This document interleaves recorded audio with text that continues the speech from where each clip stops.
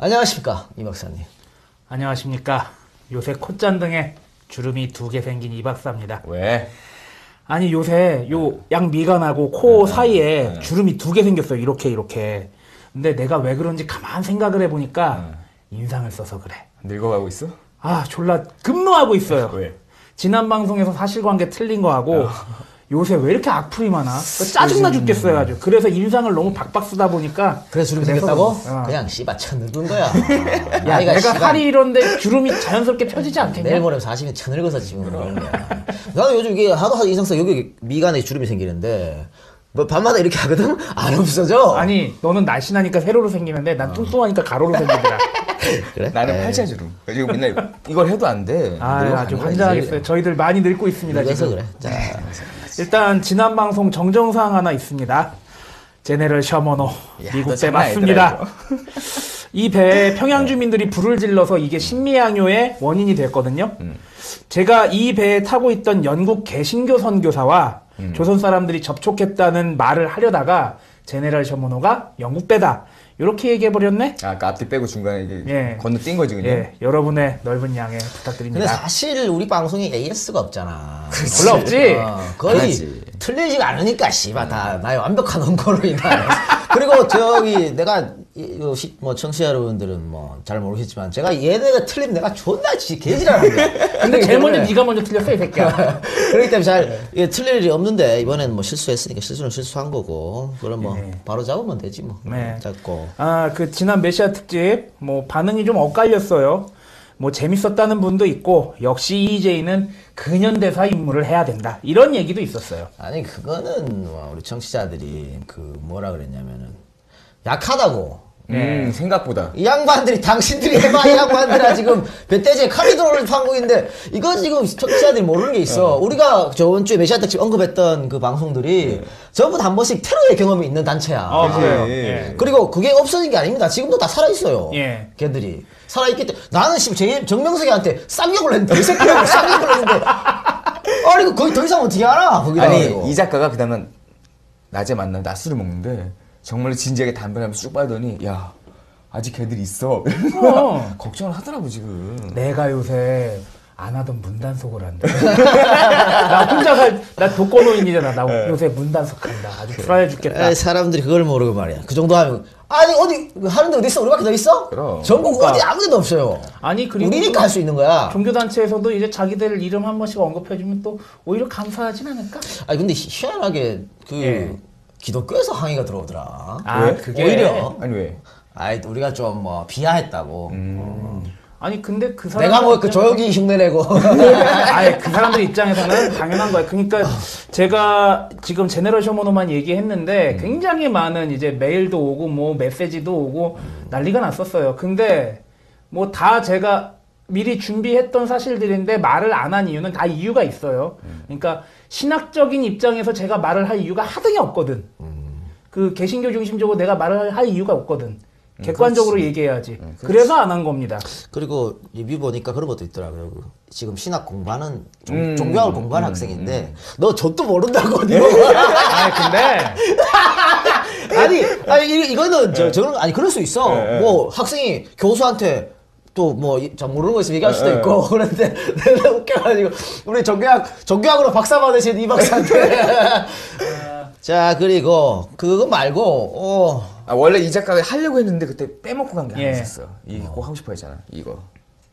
아니 그 저기 우리 약산 특집에 이 위에 굉장히 노덕수리 아들이 그 옛날에 저 국무총리였던 노재봉이라는 얘기가 노태우 때.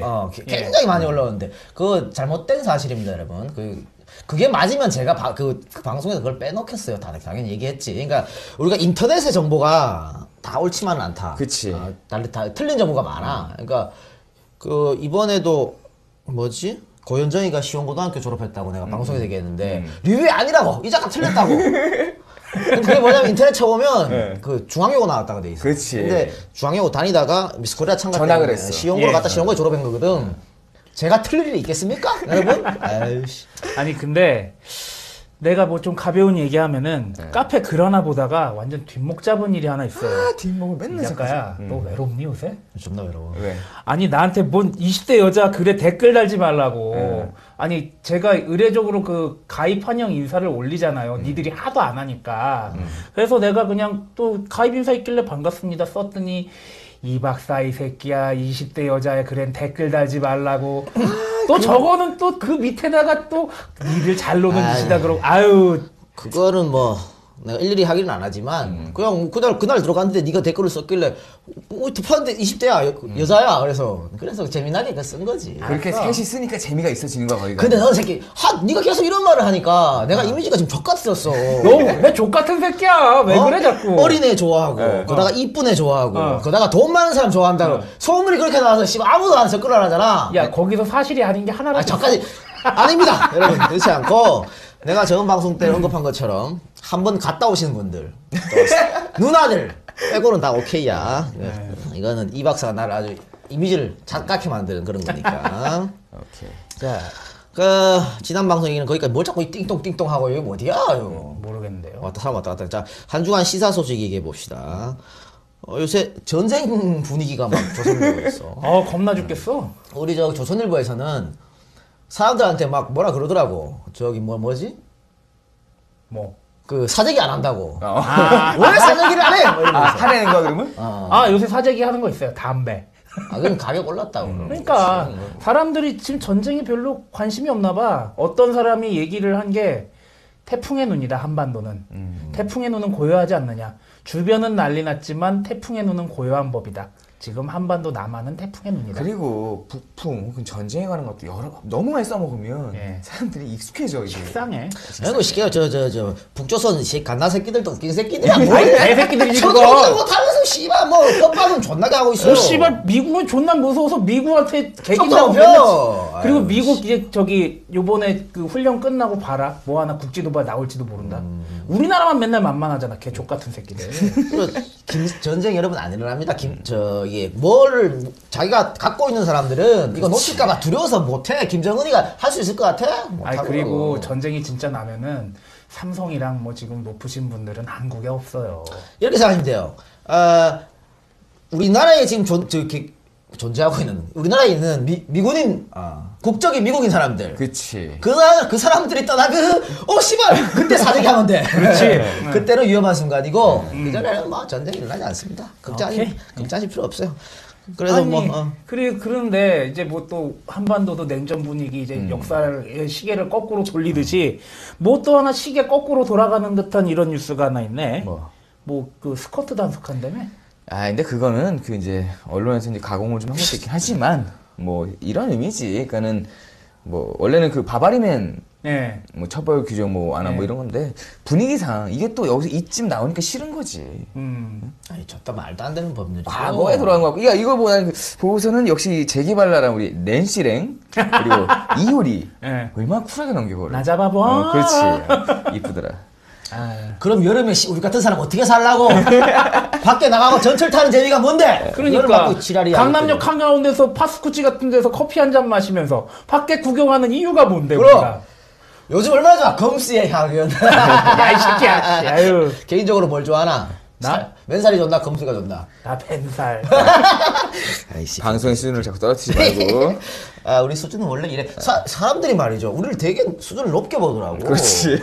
뭐 김원봉 특집 때 뭐 무슨 김원봉 저 선생이 뭐 여자 문제 얘기했다고 실망했다고 그런 식으로 얘기하는데 우리 원래 수준이 지기 낮아요, 여러분. 제가 그거 높은 사람이 아니야. 안 그래도 이 얘기하려고 방송은. 했는데 그때 당시에 사망원이 2위가 그거였어요. 그리고 제가 그거를 확인하려고 그 현직 의사분한테 여쭤봤어요. 명 박사님? 에휴. 페니실린이 안 들어와 있을 때야. 그렇지. 그러니까 사망 원인을 아주 비일비재했던 겁니다. 그리고 그 당시는 말이죠. 윗집 아랫집 뭐 이게 그냥 욕할 게 아니었다고. 그렇지. 부인 하나 둘 셋 넷 두고 뭐 첩 두고 그런 상황을 내 얘기하는데. 방송에서 한번 얘기했잖아. 큰할머니, 둘째 할머니, 그래. 셋째 할머니. 우리 집? 우리 애 같이. 욕할 게 아니에요, 그러면. 네. 뭐 우리가 여러분 자꾸 잊으시는데 우리 방송의 처음에 출발점 뭐야? 그냥 퇴근하고 넥타이 풀고 술 처먹으면서 하는 얘기야. 그런 얘기 자꾸 이래 때문에 저래 때문에 또 우리를 자꾸 도덕적으로 몰아가지 마세요. 군대 얘기, 축구 얘기, 군대에서 축구한 얘기 이런 거 하는 거지 뭘. 자, 다른 얘기 합시다. 응.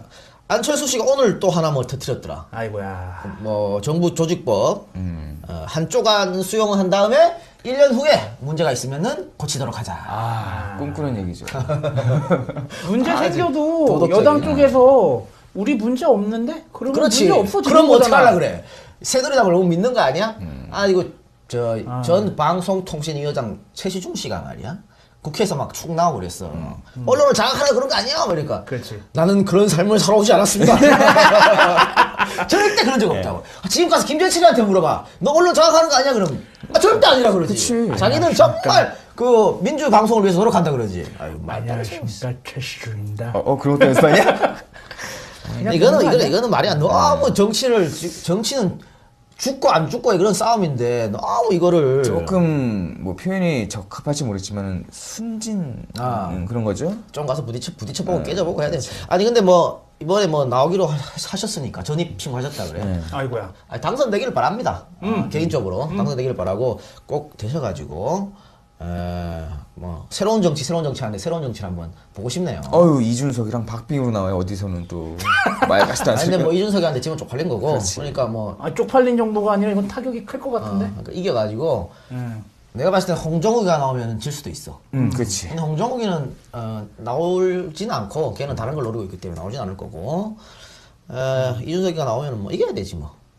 이겨서 새정치를 하는데 지금까지는 안철수가 새정치 그러면서 야권만 욕했다고. 그렇지. 대선 때도 여당을 욕한 적이 없어요. 이명박 욕한 적이 없어. 야권만 욕했는데 이제는 새정치하면서 박근혜 비판할 거 비판하고, 그지? 그래서 그치. 정말 새정치를 보였으면 하는 바람입니다.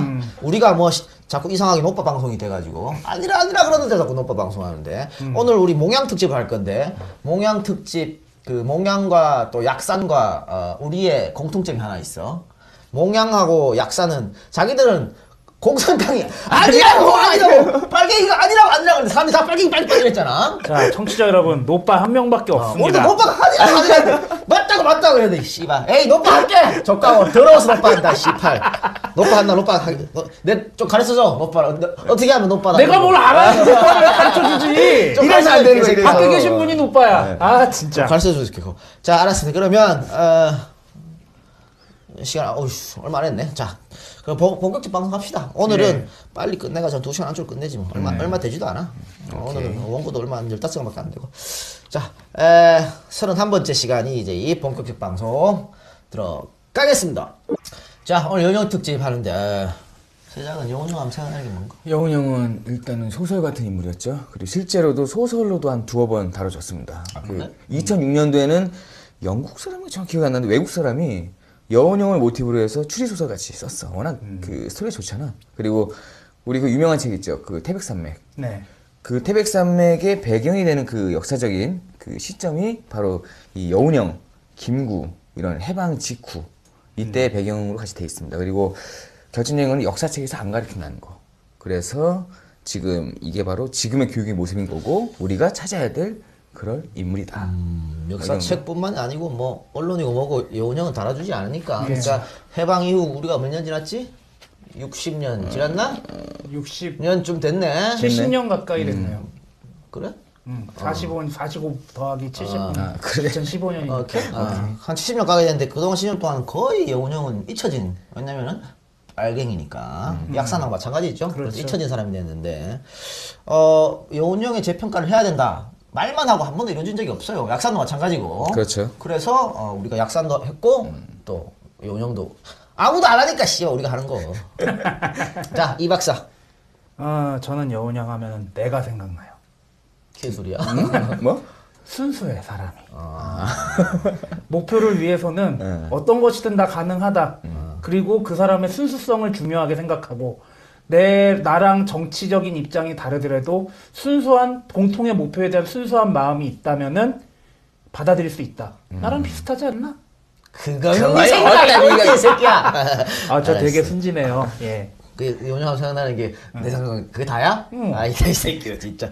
알았어. 자, 본격적으로 방송 들어봅시다. 여운형 1886년 4월 22일생인데 이건 음력입니다. 음력이고 양력으로 하면 5월 25일인데 정오에 태어났어요. 12시 낮.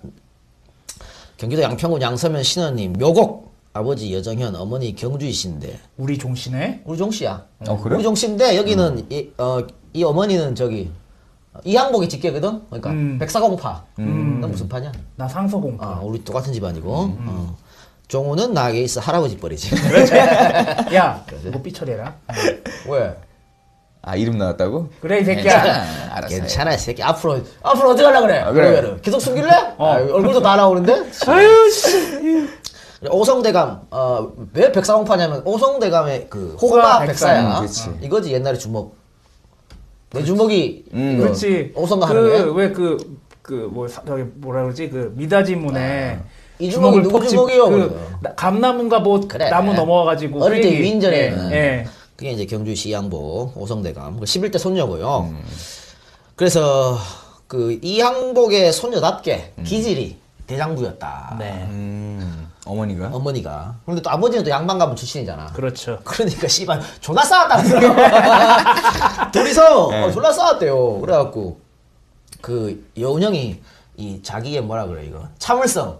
엄마 아버지가 싸우는 걸 보고 길렀다 그러더라고. 맨날 싸우니까 나는 큰 것처럼 저런 사람 되지 말아야지. 뭐 이렇게 그렇게 참을성을 길렀다고 해요. 그리고 이제 중요한 건 할아버지입니다. 좁은데 여규신이라는 사람인데 이 양반은 이제 그 양반이니까 당시로 얘기하면 소론이었어. 소론. 네. 소론 뭐야?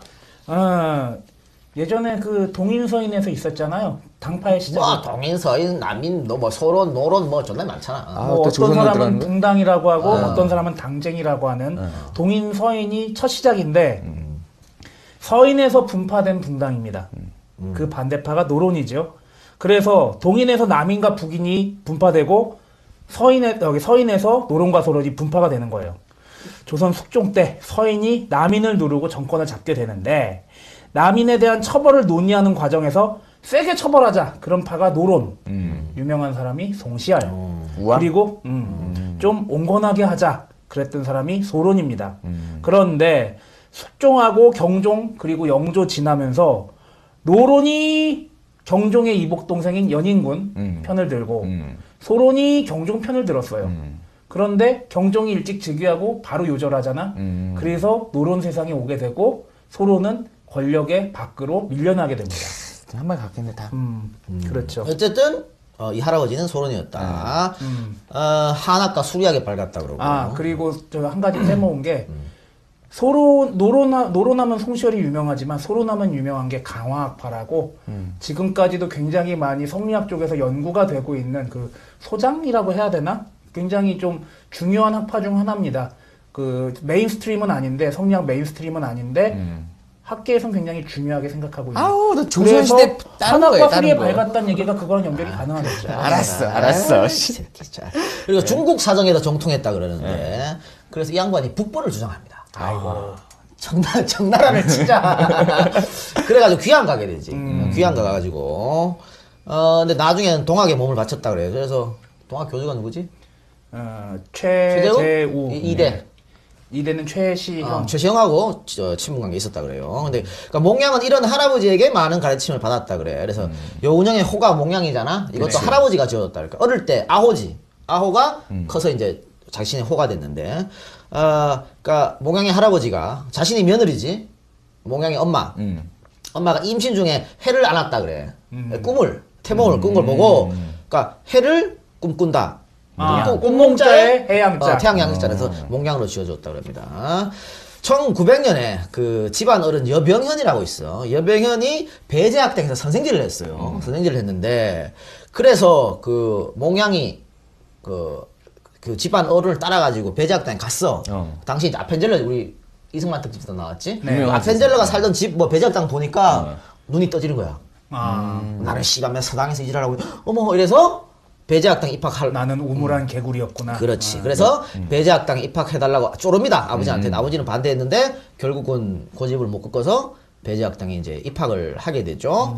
그런데 그 입학했는데 1년이 1년 정도 못해서 자퇴를 해. 왜 자퇴했냐면 이 배제학당이 선교사가 세웠으니까. 그렇죠. 뭘 해? 채플. 그래 주일마다 이거 하는 예배 거야, 이거. 봐야지. 이걸 하는데 그 다음 날 돼가지고 야 어제 주말에 그 안 온 애들 저 나와봐. 아, 이래가지고 몽양이 손들었겠지. 쪼쪼쪼 팬 거야. 근데 몽양 생각은 많이 안 갔다 그러가.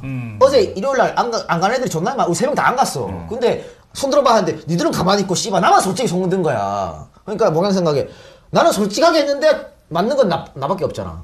아, 비합리적이다. 이게 부당하다. 불합리하다. 그래서 자퇴를 합니다. 그러니까 바보 같은 아니 우리 지금까지 우리 그 약산이나 이런 사람들 보면 거의 갖고 있는 게 방골 기질이야.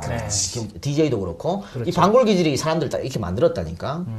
그래서 학교를 옮기는데 어디로 옮기냐 민영안이 세운 흥하학교로 옮깁니다. 민영안은 왜 나라 잃고 스스로 자결했던 사람 맞지? 네. 민영안으로 학교를 옮기는데 여기서는 굉장히 공부를 잘했다 그래요. 당시에 그 1902년 7월 10일자 항성신문에 보면 뭐라고 나왔냐면 기사가 어제 흥하학교에서 하기 시험을 실시했는데 우등은 누구 해서 여운형 이렇게 써 있었다고. 신문에 나올 정도로 공부를 잘했다 이 말입니다. 그래서 이 여운형이 공부 잘하는 여운형 총명으로 나타나는 일화들이 많이 있어요. 특히 여운형은 일화 존나 많아. 일화가 되게 많아. 근데 이 일화 중에 하나가 이런 거였어. 어렸을 때 아버지 따라가지고 친척 연암식이라는 사람이 집에 갑니다. 근데 이 사람이 되게 세도가였어. 그러니까 방에 들어가니까 집 앞인데 딱 도열해 있을 거야 이렇게. 그렇지. 근데 거기서 어른들이 쭉 이렇게 그렇지. 있지. 그래서 한 분이 딱 그러는 거야. 저희 주인 대감한테 절을 올려라. 그러니까는 이 몽양이 딱 그러는 거야. 대감이 나보다 연상이지만 확률이 내가 위다. 그러니까 네가 나한테 절을 하자.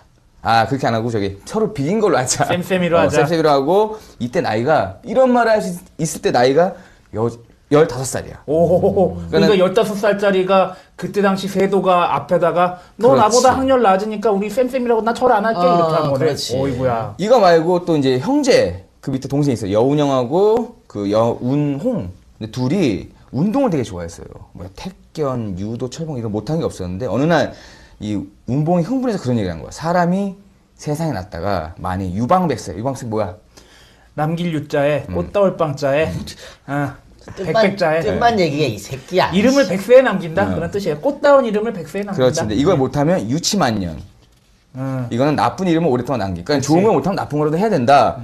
도리어 낫지 않겠냐. 이게 하니까 이 여운형이 딱 보고 못 참는 거야. 야 이 개새끼. 그렇지. 그 일생을 두고 유방백세를 하려고 해도 모자를 판국에 유치만년이라니 너무 위험한 생각이 돼서 동생이 형한테 엄청 갈굼을 당합니다. 근데 나는 내 동생이랑 이런 얘기를 한 적이 없어. 우리 워낙 쉬운 얘기만 하는데. 이 두 형제는 그 평생을 독립운동에 몸바친 사람들이니까. 네, 맞아요. 대단한 사람들. 1907년에 상동교회 신민의 일부를 맡은 상동교회 인사 등과 접촉으로 기독교에 입교를 합니다. 자 상동교회 어디 들어보지 않았나? 이승만 이승만 특집에 나왔지. 굉장히 유명한 교회입니다 이거. 자, 이때 만난 사람이 이회영, 이동영. 이 뒤에 우무학당에 입학하는데 이게 우체학교입니다, 나중에. 나중에 을사조약에 따라가지고 일본이 통신원을 장악하게 되자 퇴교를 결정합니다. 퇴교 전에 입사가 결정되었고 월급이 되게 많았어요, 이때 당시에. 27원이었는데 결국 입사를 안 합니다. 그러니까 졸업만 하면 야 올해 월급 27원도 정해져 있고 다 정해져 있었는데 안 간 거지. 왜냐면 왜 안 갔냐면 뭐 이제 다 일제가 지금 잡고 있는 일제 밑에서 일하고 싶지 않다 해서. 근데 아버지가 처음에는 너 왜 그래 이 새끼야 이러다가 나중에는 또 고집을 못 꺾어서 그렇게 해라 그랬습니다. 근데 방금 세상 일화를 얘기했는데 이 일화 중에 하나가 얘기 안 한 게 또 저거야. 그 삼국지를 좋아했는데 여운형이 관우를 되게 좋아했다 그래요. 근데 관우가 누구한테 죽어? 여몽한테 죽잖아. 여몽. 예. 같은 여씨야. 아이고야. 그래가지고 왜 그런 얘기 있었어. 그 여씨가 그 관우 사당 이런 데 지나가면 급사한다 뭐 이런 말이 있었다고. 예, 그래갖고 소문이 있었어요. 여씨들이 일부러 여기 관우 사당 있으면 빙 돌아가고 그랬어. 근데 여운형은 사람들 불러놓고 일부러 거기 왔다 갔다 하고 그랬다고. 뭘 죽겠는 이러면서. 근데 또 여씨인데 관우를 좋아했던 것도 좀 특이한 거네. 여몽을 좋아한 게 아니고. 그치. 여몽도 좀 특이한 거네. 근데 이 관우는 누구나 좋아할 만한 캐릭터야. 그렇죠. 남자들은 좋아하는 캐릭터. 이야기 계속 가보겠습니다. 13살 때 장가를 가요. 유세영의 장녀라고 장가를 갔는데 3년 뒤에 부인이 사망합니다. 아이고야. 그리고 부인이 사망한 10월에 그렇게 좋아하던 할아버지가 돌아가셨고 2년 후에는 어머니가 또 돌아가시고 그 다음에는 아버지마저 차례차례 사망하게 되지. 그러니까 이게 뭐 나쁜 일은 한꺼번에 온다고 줄초상이지 한마디로 줄초상이 났는데 첫 부인이 사망 시 임신 6개월이었어요. 아이고. 그래서 사망했는데 충격이 컸겠다. 그래서 이게 아마 첫 부인 사망하고 3년 뒤인가 여운형이 재혼을 하는데 주색에 빠집니다. 아 그때까지. 그 충격 때문에. 이거 하고 아이고 씨. 야야야 영상 찍는다. 영상 찍어. 아이 뭐야 이거 하고 이거 할 때 존나 좋아한 거야. 그래서 그러다 나중에 아버지한테 욕 한 번 더 먹고 그 이후로는 재혼하고 나서 절대 여자랑 가까이 지내지 않았다 하더라고. 담배도 딱 끊고 담배는 왜 끊었냐면은 뭐지 국채보상운동 할 때 담배를 끊었어요. 그거랑 또 연결되네. 우리 항상 얘기했던 한 번씩은 이렇게 좀 이렇게 뭔가에 극단적으로 빠져가지고 방황도 좀 하고. 그렇지. 이 다음에 정신 차리고. 응. 그래서 그런 거야. 아이 미안해. 워낙에 모범생이어야지 내가. 씨발 그러다 한 50대 빠지는 거 아니야? 그러니까. 50초 먹고. 난 그 전에 갈 것 같아. 그래서 1908년 아버지 당시 3년상입니다. 야 이거 어떻게 했을까 몰라 3년상을. 아버지 3년상을 치르고 나서 스스로 상투를 자릅니다.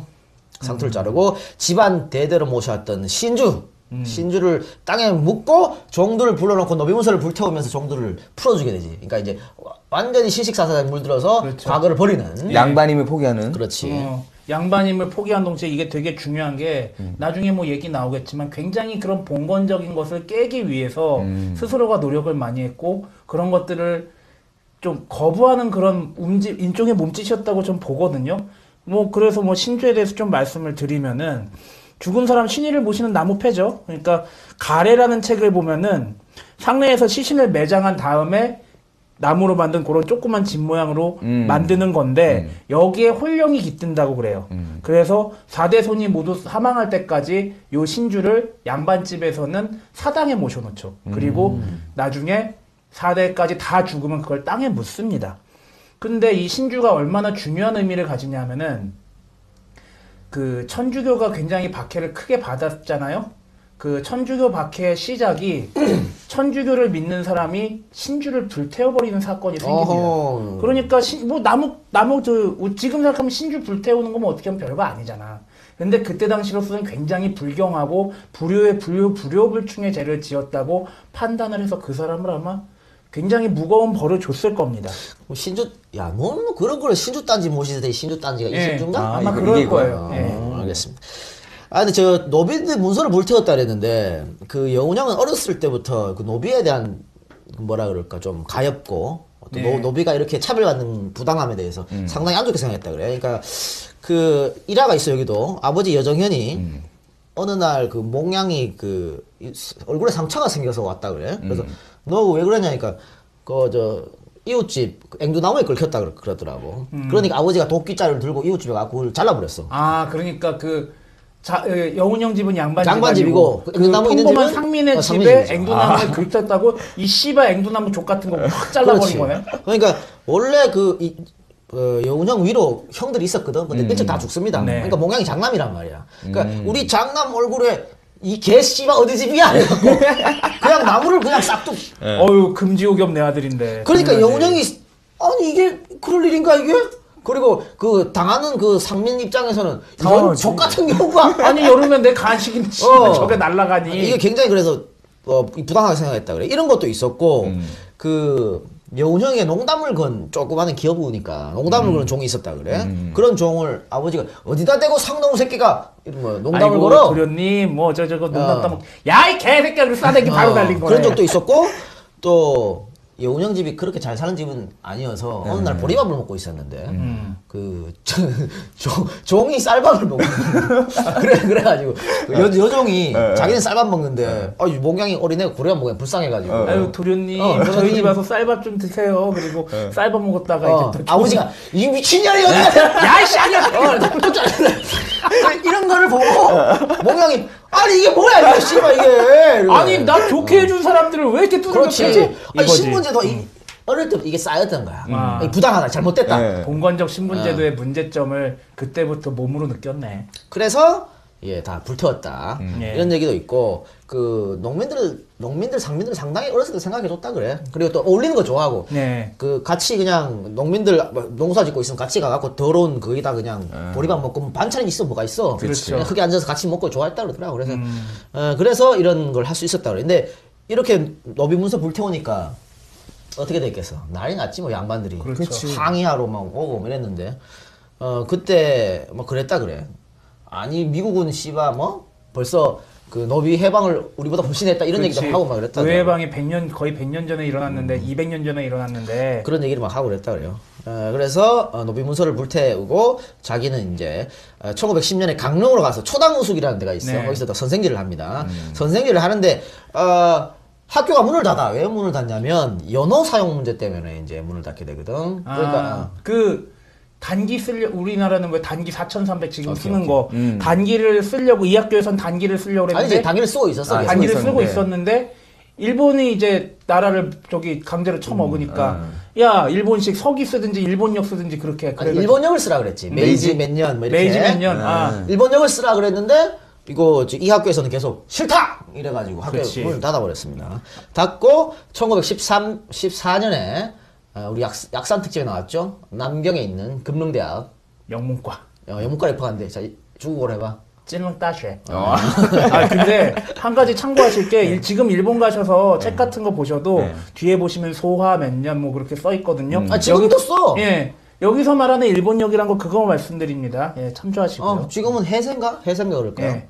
헤이센가? 아니, 해세, 내가 있어도 해세였으니까. 해세를 쓰고 있고. 그 영문과 입학했으니까, 어쨌든, 선배지. 그렇죠. 약산의 선배가 되는 예. 겁니다. 근데 이때 언더우드, 우리 방송에서 나온 사람 방송 나오는데 언더우드가 소개장을 써줬어요. 금릉대학에 들어갈 때. 금릉대학 다니면서 상하이 졸업은 못했어. 3학년까지만 다니고 졸업을 잘 안 해. 졸업 못하는 것도 김원봉이랑 또 똑같네. 비슷하네. 상하이 협파소국에 취직해가지고 취직하면서 상해 거주 교민 단장이 돼가지고 많은 유학생들을 뭐 다른 대학에 소개시켜주고 이런 일을 했다 그래요. 그다음에 중요한 건 여기 이제 1918년에 신한청년당을 창립하는데.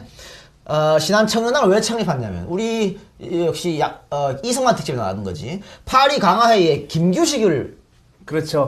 그렇지. 몽양이 보내는 보냅니다. 이승만 개새끼야 숟가락 얹으려고 그랬잖아. 숟가락 얹는데 실패했지. 그래서 몽양이 보내는데, 이거 개인 자격으로 갈 수가 없어. 그래서 단체를 만들어야 단체를 되고. 만든 게 신한청년당입니다. 이거는, 우리나라 근대 최초의 정당이다. 이렇게 보시면 돼. 그래서 만든 게 신한청년당인데, 이 신한청년당은 나중에 그 일본에 있었던 28 독립선언 예. 이거에 모태가 됐다. 왜냐면 이강수라든가 또 장덕수라는 거 보냈거든 일본에. 그래서 28 독립선언 모태가 됐고 28 독립선언 있고 나서 바로 3.1운동이 있었기 예. 때문에 28 독립선언은 영향을 받았죠. 3.1운동에. 결국 3.1운동은 신한청년당이 시초가 됐다 이런 얘기가 있어요. 예. 여기에 이제 여운형, 뭐 선우혁, 김철, 장덕수 이런 사람들이 발기인이었는데 김규식은 파리로 이제 일단 가긴 가죠. 가고 갔잖아. 파리로 갔고 장덕수는 뭐 했냐면 국내 연락책을 했습니다. 근데 장덕수가 체포돼. 일제에서 체포되면서 어디로 가냐면 하이도. 이거 김대중 특집 때 나왔던 김대중 거 특집 아니야? 그렇지. 김대중 특집 때 그 김대중의 어떤 방골 기질이 어디서 시작됐냐 할 때 나올 때 장덕수 얘기 나왔어요. 예. 그 하이도 유배 가서 그 김대중 전 대통령의 아버님 김은식인가? 예. 그 만나서 교류를 하게 됐지. 교류하고 그러면서 이제 김대중의 반골 기질이 생겨났다. 그렇죠. 오케이. 그래도 수학적인 운동이 일어나고 네. 그러는 거니까. 이렇게 우리나라 역사는 다 연결됩니다. 다 알아두시면 다 좋아요. 그 후에 이제 임시정부에 들어가는데, 임시정부 들어갔습니다만은 그 여운형의 주장은 거의 다 소수견 그렇죠. 돼버렸어요. 뭐. 약산 때랑 똑같은 거네. 또. 그렇지. 정부 조직, 뭐, 국호, 왕실, 우대 하여튼 전부 소수 문제라서 그 크게 대우를 안 해줬고, 그래서 그냥 평의원으로 이렇게 지내다가, 자, 각 정당 소장파들 저희 방송 잘 들으세요. 소장파, 진짜 소장파가 어떤 건지 여운형의 삶에서 나올 겁니다. 남경필? 소장파 18, 소장파는 지랄하고 있어. 자, 일본은 말이죠. 3.1 운동의 충격으로 무단정치에서 문화정치로 바꾸지. 네. 바꾸면서 그 척식국 장관 그 고가레안조라는 사람이 여운형을 해우하려고 그래. 여운형을 왜 해우하냐면 독립운동 지도자들을 이간질 시키려고. 그렇죠. 그리고 조선 백성들의 독립에 대한 꿈을 깨기 위해서 여운형을 회유를 하려고 그러는데, 이거는 뭐냐면 여운형이 그 독립 1세대는 뭐 이승만, 김구 그렇죠. 이런 사람을 보고 2세대가 이제 뭐 여운형 네. 뭐 이런 사람들이 장덕수. 그렇죠. 이 2세대 우두머리가 여운형이란 말이에요. 그래서 그치. 여운형을 우리 일본으로 꼬시면 음. 저 상위 임시정부도 무너지고 그렇지. 조직을 와해시킬 수 있다. 그렇지. 그렇게 생각해갖고 일본으로 초청을 해. 일본 초청해갖고 이런 거 봤지? 일본이 이렇게 발전돼 있어. 이런 걸 보여줘서 그렇지. 애들 사사를 바꾸기 위해서 일본을 초청하는데 그래서 이때 말이죠. 그 임시정부의 원로들 이동희 이런 사람들이 엄청 반대했습니다. 그렇죠. 그치. 왜 가 이 새끼야 그거지. 너 가면 좆대 이 새끼야 너. 그치. 뭐 이러면서, 어. 너에게도 문제 그리고 너 사상적으로 변절할지도 몰라 그런 것들을 막 얘기했겠죠. 너 가면 다시 안 봐. 막 이러고 그랬다고. 그치. 그랬는데 안창호는 아니다. 몽양은 그럴 사람이 아니다. 그러면서 그럴 리가 없다. 딱 그 당시에 300원 정도 돈도 쥐어주면서 갔다 오라 그랬다 그래. 안창호하고 되게 친했어요. 그러니까 말이 통했다 그랬지. 친구는 아니지만 안창호가 윗세대니까. 그렇죠. 그래서 일본으로 갔는데 몽양은 일본에 가면서 조건 하나를 여러 가지 조건을 들었어. 뭐 돌아올 때는 조선으로 돌아온다. 내 신변 안전을 보장하라. 여러 가지 조건인데 그 중에 하나가 장덕수를 내 통으로 써달라. 이거였습니다. 이건 하이드에서 빼오려고 그런 거 아니야? 그렇지. 그러게. 장덕수가 하이드 접혀 있으니까 머리 쓴 거지. 네. 장덕수를 빼오려고. 근데 장덕수가 또 일본에서 공부를 했기 때문에 그치. 네. 통역을 쓰려고. 몽양은 일본말을 그렇게 잘하지 못했으니까 몽양은 영어가 뛰어났어요. 그래서 장덕수가 오케이. 그래서 통역을 맡게 됩니다. 그런데 일제가 이렇게 여운형을 부른 주된 이유는 이게 딱 봤지? 우리나라에서 이런 거 보고 네가 조선으로 들어가서 자치운동하라 그랬어. 그러니까 이강수 같은 애들이 자치운동 했잖아. 그치. 독립운동 말고. 말고. 인정하고. 너무 그렇게 저기 독립하려고 용 쓰지 말고 우리 일본 얼마나 좋아. 그렇지. 자치권 다 줄게. 니네끼리 알아 잘 살아. 그렇지. 그러니까 일본 제국의 품 안에서 니네끼리 잘 살아. 요거. 조선일보 동아일보 그 자치운동 했잖아. 체제내 비판. 그러니까 이강수가 했던 이런 거를 여운형 네가 사라. 왜냐면 여운형이가 그때부터 엄청난 이름을 알렸기 그렇죠. 때문에. 예. 그런데 여운형은 조까! 싫다! 나는 독립운동하고 싶다 이렇게 된 거지. 조까! 이거지. 그래서 일본으로 가게 됩니다. 자, 여운형이 일본에서 수많은 관리들, 군인들, 학자들과 면담을 합니다. 그러나 그 어떤 사람도 여운형의 마음을 돌려놓질 못해요. 오히려 여운형의 뛰어난 언변 그리고 조선 독립을 향한 굳건한 의지 그런 것들에 감복을 받았다고 합니다. 이런 걸 뭐라 해, 요즘 말로. 요즘 애들 쓰는 은어로. 역광광. 이렇게 아, 하잖아. 역광광? 아, 그래? 아니면 이거 정식 표현은 이제 혹 때려다, 혹 붙인다. 이렇게 되는 거예요. 이거 방금 여운형의 언변을 얘기해줬는데 여운형이 정말 대단한 웅변가입니다. 예. 정말 대단한 웅변. 나는 해방 이후 우리나라에서 최고의 웅변가 딱 3명을 들으려고 그러면 여운형, 김대중, 노무현 이렇게 될 거야. 그러니까 여운형은 완벽한 DJ 빠지자. 아니야. 여운형은 완벽한 선동가였습니다. 야. 그러니까 그냥 이렇게 하지도 않아. 연설할 때 온몸을 활용했어. 뭐 이렇게 하고 굉장히 선동가였고 DJ는 박학 다식을 기초로 해서 다 유머를 썼겠지. 그치. 그렇게 한 사람이고 노무현은 역시 선동가인데 이 마음을 울릴 수 그렇죠. 있는 사람의 마음을 움직일 줄 알아. 감동을 주는 연설가였고 이 스타일이 다 다릅니다. 스타일은 다 다른데 이 여운형 그다음에 김대중 노무현은 정말 대단한 웅변가였다. 지금 우리 대통령은? 뭐 지금 대통령은 어때? 그냥 리더지 리더.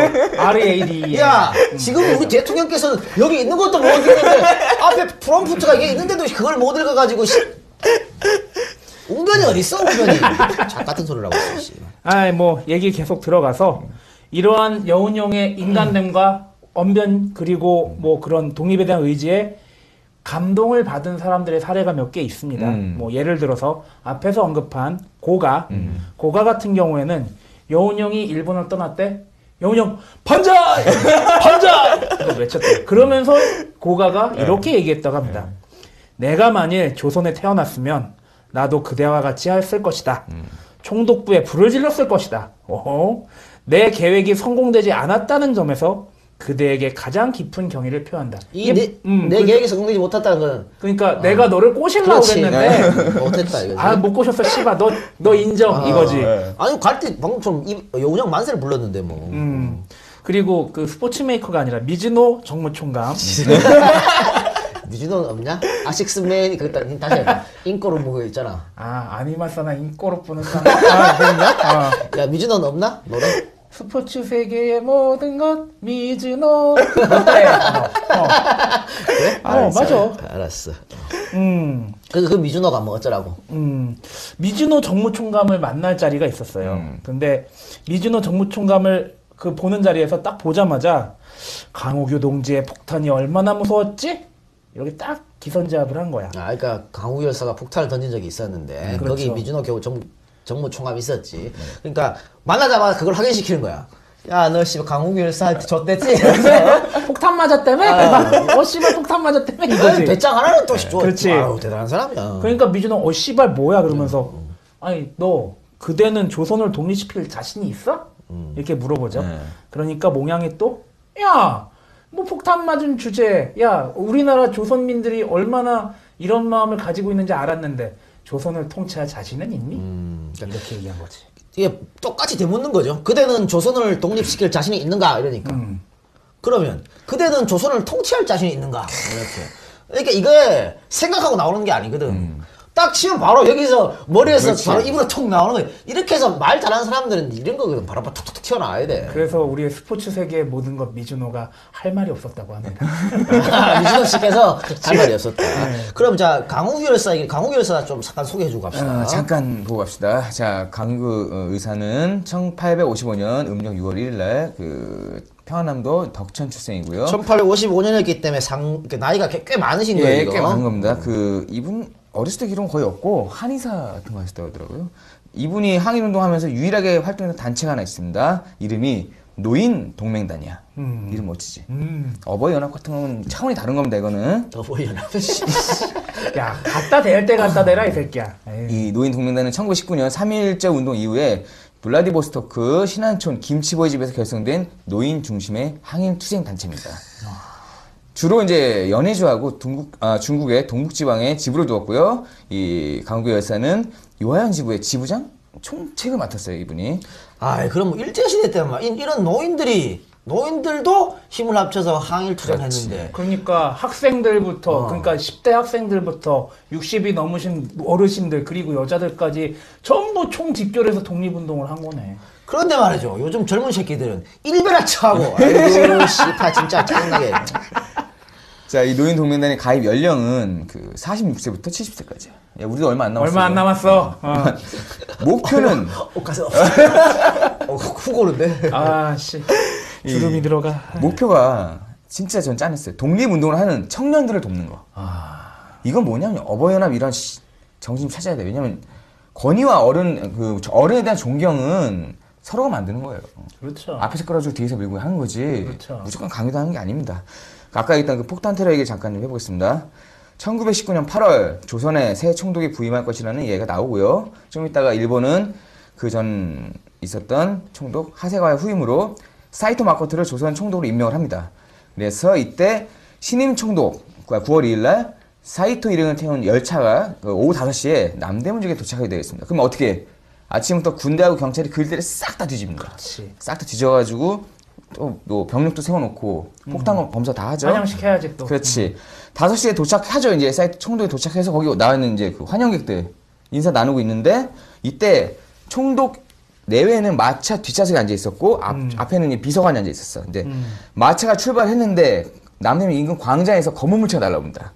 이게 사이토 총독을 촬영하던 사진 기자 옆에서 바로 폭발을 하고요. 폭발 경음에 이 기병들이 타고 있던 말도 날뛰고 서로 피신하고 사고 현장을 아비규환 상태 되는 겁니다. 자, 이거지. 남대문 일대를 경기를 다 했다고 했는데 그렇지. 경기가 뚫린 거야. 그래서 여기서 총독은 실패하지만 총독부, 정무총감, 그 이사, 수행원, 일본 경찰 등 37명의 사상자가 발생을 합니다. 그러니까 총독 암살엔 실패했는데 그 주변 사람들을 많이 죽인 거네. 그렇지. 이때 사건 발생 후 경찰은 현장에서 범인을 잡으려고 하지만 이미 튀었어. 못 찾아. 그렇죠. 그리고 이 이후에 그 총독부 기관지인 매일신보가 있습니다. 여기에 특정 인물들을 혐의자로 몰아가는 기사가 나오는데 뭐 잘 안 잡혀. 그래서 영구 미제로 가는 듯 했는데 사건 발생 한 달 5일 만에 이 범인으로 이 강유구 열사가 검거가 됩니다. 이분은 원래 폭탄 투척 의거 후에 도망갔거든? 그렇죠. 변장하고 복장 갈아입고 하면서 도망다니고 있는데 이 이후에도 나올 겁니다. 아마 이 일제 앞잡이 김태서한테 붙잡힙니다. 여기서. 그래서 강유구 의사가 65세 노인이라는 점에서 이 사건은 엄청나게 사회적에 반영이 됩니다. 왜냐면 이때 평균 수명이 얼마야? 40 좀 넘었을걸요. 50이 아마? 안 되지 않나? 예, 50은 안 됐을 겁니다. 65세 엄청 고령일걸요, 아마? 그렇죠. 완전 할배가 사이토 총독을 암살하려고 폭탄을 던진 그렇죠. 이때 20년 2월 14일 날 이 강유구 의사의 재판이 변호인도 없이 시작이 됩니다. 우리 전에 잠깐 얘기했었는데 내가 안중근 의사 사형 선고일이 2월 14일이야. 발렌타인데이는 개뿔씨. 2월 24일 날 오후 1시에 경성지방법원에서 재판장이 사형 선고를 내리고요. 20년 11월 29일 날 서대문 감옥에서 순국하십니다. 그리고 이분이 돌아가기 전에 시를 한 편 남기는데 이것만 잠깐 읽어드리겠습니다. 단두대 홀로서니 춘풍이 감도는구나. 몸은 있으되 나라가 없으니 어찌 감회가 없으리요. 그러니까 참 저는 이때는 젊은 사람, 뭐 나이 든 사람 전부 다 나라에 대한 충심으로 했던 걸 보면 감동이죠. 저희는 이렇게 못합니다. 그래서 1920년에 돌아가셨네? 네. 그러면 순국하시니까 90년 좀 넘었네. 93년 됐네. 그지? 그렇죠. 넘었네. 그래. 근데 강우길 열사는 이제 법정에서 그랬다 그래. 판사가 피고 강우길 이러니까 어따 대고 피고야 씨. 감히 누구한테 피고가 그러냐고. 왜냐면 자기는 범죄를 저지른 사람이 그렇지. 아니니까. 그렇지. 그러니까 법정에서도 당당하셨다고 그렇게 얘기를 합니다. 60세가 나온 그 나이에. 그런데 방금 일본 앞잡이 김태석이를 얘기했는데 김태석이가 아마 지금 기억이 나시는 분도 계실지 모르는데 약산 특집에 등장했었어. 나오죠. 예. 약산 특집에 뭐 나왔지? 칠가살. 아니 부산에 처음에 부산에 무슨 의열단 의열단. 중국집에서 하다가 잡혔잖아. 예. 처음에 실패했잖아. 예. 그거를 거기에 1등 공신이 김태석이야. 아, 예. 그래가지고 그 김태석이가 무슨 상장을 받았다고. 예. 날려 씨발 그거잖아. 그래가지고 부산경찰서 날려. 약산 열받아가지고 예. 이씨 날려 그래가지고 우리 저 박재혁 의사가 예. 가가지고 날린 거잖아. 그치. 그때 나온 바로 김태석이 바로 그게 김태석입니다. 그런데 이 김태석이가 얼마나 개새끼냐면 방금 이 박사도 아까 얘기했지만 칠가살이라고 우리 임시정부로부터 칠가살 반드시 죽여야 되는 7명 중에 하나로 지정된 그 일본의 아주 고등 앞잡이입니다. 그렇죠. 그런데 그 김태석이가 그 반민특위가 나와서 체포되지 반민특위에. 그렇죠. 체포돼서 법정에 서게 됩니다. 그 법정의 그 한 토막을 한번 소개해 드려보겠습니다. 피고 김은 일찍이 조선 총독부 경찰관 통역관으로 혁혁 스타트를 끊은 이래 그의 일생은 일제경찰의 죽으로서 무수한 애국지사를 투어 고문한 것은 말할 것도 없고 특히 당시에 제등 총독에 폭탄을 던졌으나 뜻을 이루지 못한 강우규 의사를 체포하여 사형케 한 것으로 일제경찰사의 한 페이지를 장식한 장본이다. 왜 경찰로 들어가는가? 예, 전늘 조선민족의 한 사람인데 민족 정신을 저버릴 수야 있었겠습니까? 같은 소리 아니네, 씨발. 3회 총독 암살 사건 공판이 있을 때 방청을 갔더니 놈들이 한다는 짓이 사건은 아무것도 없는 것을 가지고 공연히 만들어서 그런단 말이죠. 일본 놈들이 그런단 말이지. 네. 그래서 내가 생각하기를 이래서는 안 되겠다.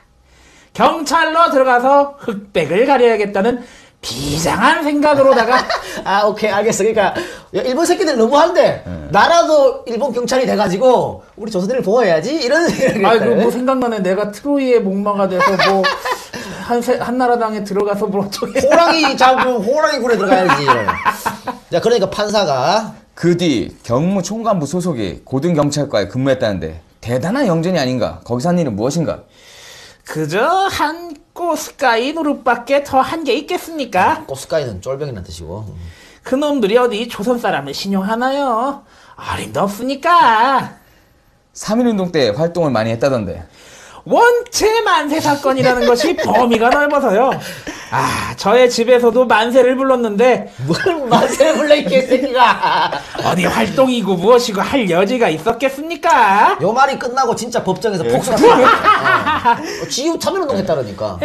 제 자랑 같습니다만 만일 지가 그 사건을 사전에 세상에 폭로했다라면 글쎄요. 기미운동이라는 것이 일어날 수는 있었을까 하는 생각이 드네요. 진짜 뻔뻔스럽다, 야. 그때 사람들은 김태석이라고 하면 산천초목도 떨 만큼 무서워했다던데. 그 사람이 그 사람 정신 이상이 됐는지 모르겠습니다. 강우구 열사를 직접 체포한 적이 있는가? 에이, 강우규는 자수한 거지 체포한 적 없습니다. 저랑 기회주시. 그래요. 그래 이 재판 모습인데 김태성은 이렇게 자신의 죄를 철저히 부인합니다. 자기는 일본 앞잡이를 한 적이 없다 이거지. 그런데 독립운동가 황옥, 홍정림, 허영 등이 직접 나와서 증인을 서요. 그리고 우리 황상규 나왔었지? 네. 저 약산 특집에 네. 황상규의 간접 증언, 그 다음에 또 강우규 열사의 간접 증언 이런 게 겹쳐져서 사형이 선고됩니다. 당연히 사형이지. 씨발. 죽여야지. 그런데 이후에 무기로 감형이 되고 네. 반민특위가 와야 되지? 응. 그 후로 석방되었다. 그러니까 이게 나라냐 이게 나라냐고 이게. 석방되었다. 타임. 야이 개새끼야. 그래요. 자, 우리 얘기로 돌아갑시다. 그 여운형 선생 일본에서 활동했던 얘기를 계속 하고 있는데 좀 계속 할게요. 육군 대신 다나카와의 대화가 있었어요. 그 다나카가 일본은 천하무적한 막강의 육군이 수십만, 이런 막강한 군대와 전쟁해볼 용기가 있는가? 이렇게 얘기를 했는데 거기다 덧붙여서 조선인들이 끝까지 반항한다면 2천만 정도의 조선인들이야 일시에 없애버릴 수도 있다. 이렇게 말씀을 하셨다고. 말씀이 뭐야 씨발 말을 했다고 해요. 거기에 대해서 모양 선생이 2천만 명을 일시에 다 죽일 수도 있고 여운용의 목을 일순에 벨 수도 있을 것이다.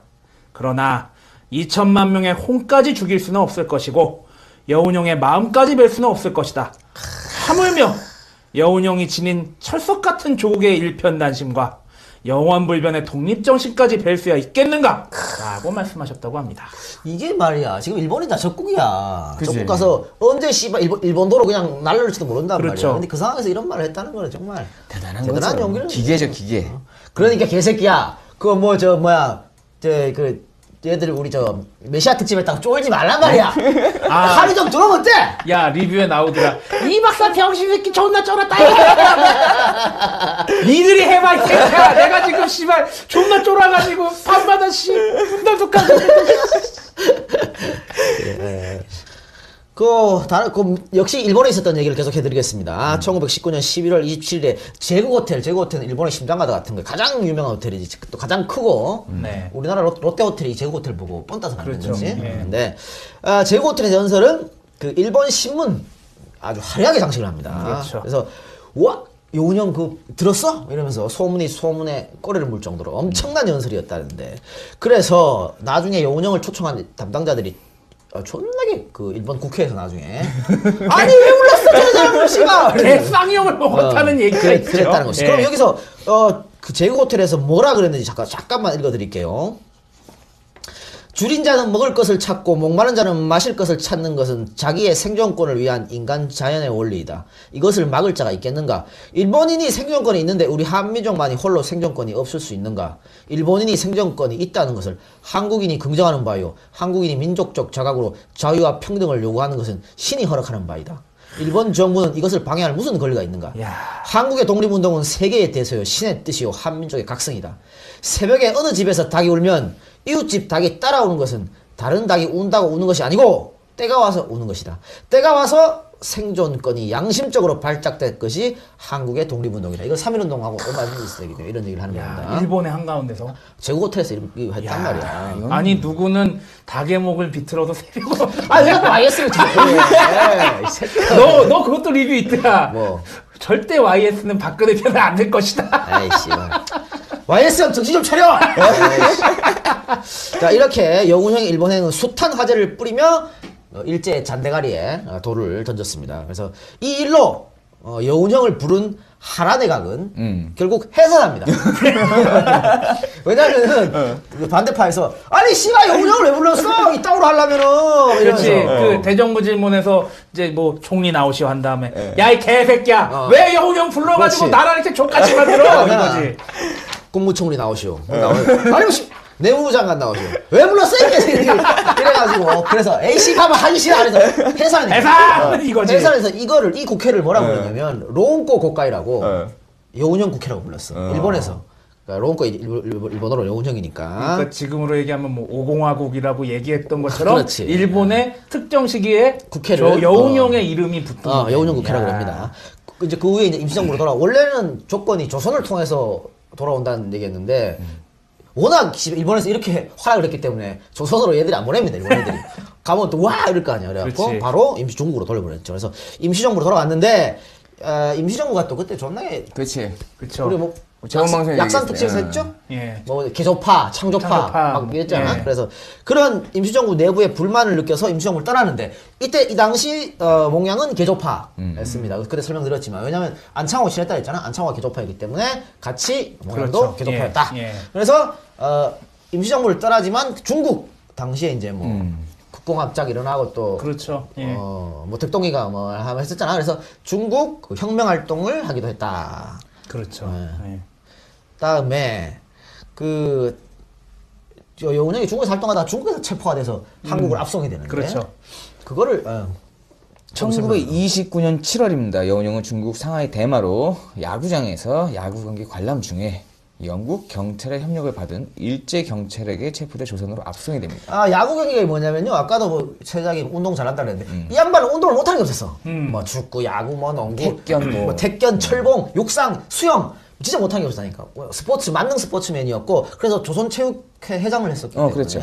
그래서 야구를 왔네요. 경성역에서 원래 내릴 예정이었는데 조선 백성들과 기자들이 진을 치고 있으면 아무래도 좀 위험이 되죠. 그래서 그렇죠. 용산에서 내립니다. 그래서 3년형을 삽니다. 이때 이 징역살이로 건강이 무지 나빠집니다. 먼저 그 체포당할 때 일경하고 싸우다 고막이 나갑니다. 그래서 결국에 한쪽 귀는 영원히 안 들리게 됩니다. 그리고 감옥에서 밥을 먹다 돌을 씹었는데 이가 부러지잖아요. 치료가 잘 안 될 거 아니에요. 감옥에서 안 되지. 그렇지. 이것 때문에 이제 구내염, 그 다음에 소화불량으로 체중이 감소되고 신경통으로 불면증이 생겨가지고 하루 3시간 이상을 못 자게 됩니다. 한 20kg 이상 체중이 감소했다는 그 다음에 또한 심한 치질로 대단한 고생을 했다고 합니다. 얘기네. 아이씨. 나이 생각난다 그랬잖아요. 뭘 거기다 갖다 붙여 이 개새끼야. 뭐 치질에 갖다 붙여.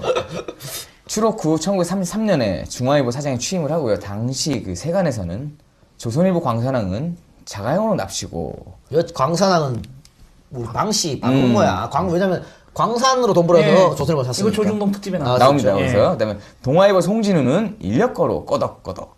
그다음에 조선 중화일보 여운형은 걸어서 뚜벅뚜벅. 이런 말이 유행을 했습니다. 그 세 사람의 어떤 행태를 보여주는 거죠, 이렇게. 조선일보는 돈이 많으니까 그렇지. 자가용이고 송진이는 조금 그래도 돈이 덜 있으니까. 이제 왜 그런가 한번 볼게요. 조선 중화일보는 원래 조선 동아와 함께 3대 민간지라고 했는데 여운형의 독특한 운영 때문에 수익 구조가 좋지가 않았습니다. 일례로 그 조선에 남아있던 김구의 가족을 중국으로 보내주고요. 그 다음에 충무공 이순신 장군의 묘역을 손질하고요. 체육계에 정말 많은 투자를 했습니다. 그러니까 자꾸 신문사 돈을 이런 데다 갖다 쓰니까 수익이 안 좋아지지. 그렇죠. 신문사가. 여러분들이 잘 알고 계시는 그 일장기 말소한 거 있죠? 이게 동아일보 아닙니다. 이거 여기 조선 중화일보에서 맨 처음 한 겁니다. 이거 조선동 특집 한거 같아. 했죠. 그래서 이 일장기 말소 사건으로 조선 중화일보는 폐간이 됩니다. 다시 설명드리면 조선중앙일보에서 먼저 일장기 말소를 했는데 동아일보가 따라했지 나중에. 그치. 근데 걸린 건 동아일보 먼저 걸렸어. 그래서 괜히 줬댔지. 조선일보니까 어머 이 새끼 시장은 조선중앙일보네 해갖고 같이 줬댄. 그런데 왜 조선중앙일보만 폐간이 됐냐면요. 동아일보는 당시 기자들 다 목을 쳤다고. 그렇지. 다 목치고 뭐 사과하고 이랬는데 조선중앙일보에서는 그 사장을 바꾸고 여운형인데 물론 뭐라 하는 사장 바꾸고 그 친일파들이 있어. 이 세 명 중에 아무나 골라라. 사장을 취임해라 했는데 조선중앙에서 조까 씨발 안 해 그러면 이래가지고 폐간된 거야. 그렇죠. 그러니까 동아일보랑 아주 질적으로 다릅니다. 동아일보는 알아서 긴 거고요. 그런데 이런 좋은 이름인 조선중앙일보의 중앙일보를 씨발 어디 이런 좋은 이름을 따가지고 신문을 지금 작같이 만들고 있어. 야, 이 오랜만에 사장님 힘내세요 한번 해볼까? 하나, 둘, 셋. 사장님 힘내세요. 지금 존나 힘내시고 하실 것 같은데. 자, 조선중앙일보 사장에서 물러난 뒤에는요, 각종 대회, 연사로 참가해서 웅변 연설을 합니다. 아까 얘기한 대로 연설을 너무 잘하니까. 그래서 조선 청년들에게는 유일한 희망이었고요. 그러니까 이렇게 창씨개명도 거부, 그 다음에 신사참배도 거부, 국방홍도 거부하는 여운형에게 일제는 온갖 협박을 서슴지 않았습니다. 그리고 구속한다고 으름장도 놨는데 그때마다 여운형은 신사참배 안 하면 내 자유야. 그리고 국방홍보 만드는 것도 내 자유야. 그 교수님 나 돈이 없어. 나는 돈이 없어. 이렇게 내지는 겁니다. 이렇게. 아이 근데 이게 정말 대단한 게 이때 얼마나 서슬퍼랬는데 뭐 김대중 전 대통령도 창씨개명했고 그렇죠. 다 창씨개명했는데 여운형 선생은 끝까지 창씨개명 안 했다는 거는 정말 얼마나 꼿꼿했는지 알 수 있는 거고. 이거는 여러분들 아시죠? 요즘에 그 잘못된 인터넷 자료지거든. 몽양이 친일을 했다. 이런 것들 뒤에 가서 이건 설명해 드릴 건데 일단은 잣 같은 얘기다. 그거는 결론부터 말하자면 일베에서 그런 걸로 해. 일베 좀 정신 차려 이 개새끼들아. 공부를 차든가 모르면은 에이씨. 아니 저 우리 해방 공간에서요. 조선에 남아 있던 사람들 중에 나중에 친일파로 돌아서지 않은 사람은 여운형, 김정은 정도밖에 없어요. 네.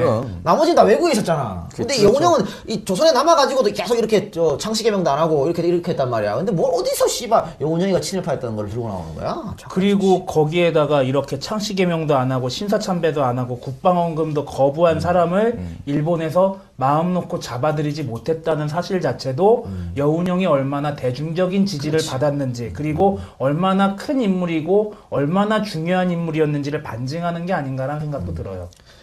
그리고 여기는 첫 번째 방금 세다가 말한 건 첫 번째 체포였고 또 한 번 체포돼서 옥살이를 하는데 두 번째 체포는 1942년에 일어납니다. 그러니까 첫 번째 체포는 1929년에 일어났고 그렇죠. 1942년 예. 1942년 12월 21일에 다시 또 체포가 됩니다.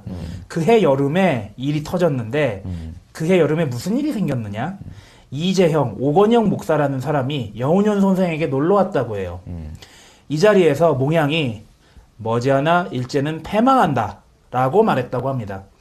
요거를 또 입이 싸게 얘기를 한 거야. 입에 싸게 오건영 목사가 자기 아들한테 얘기하고 아들 야야야 일본 망한대 이렇게 해서 꼬리에 꼬리를 물고 소문이 퍼지니까 야 이거 처음에 얘기한 사람 유언비어 퍼뜨린 사람 누구야? 막 해보니까 여운형 선생이야. 잡아! 그래서 잡은 거지. 그래서 또 체포됩니다.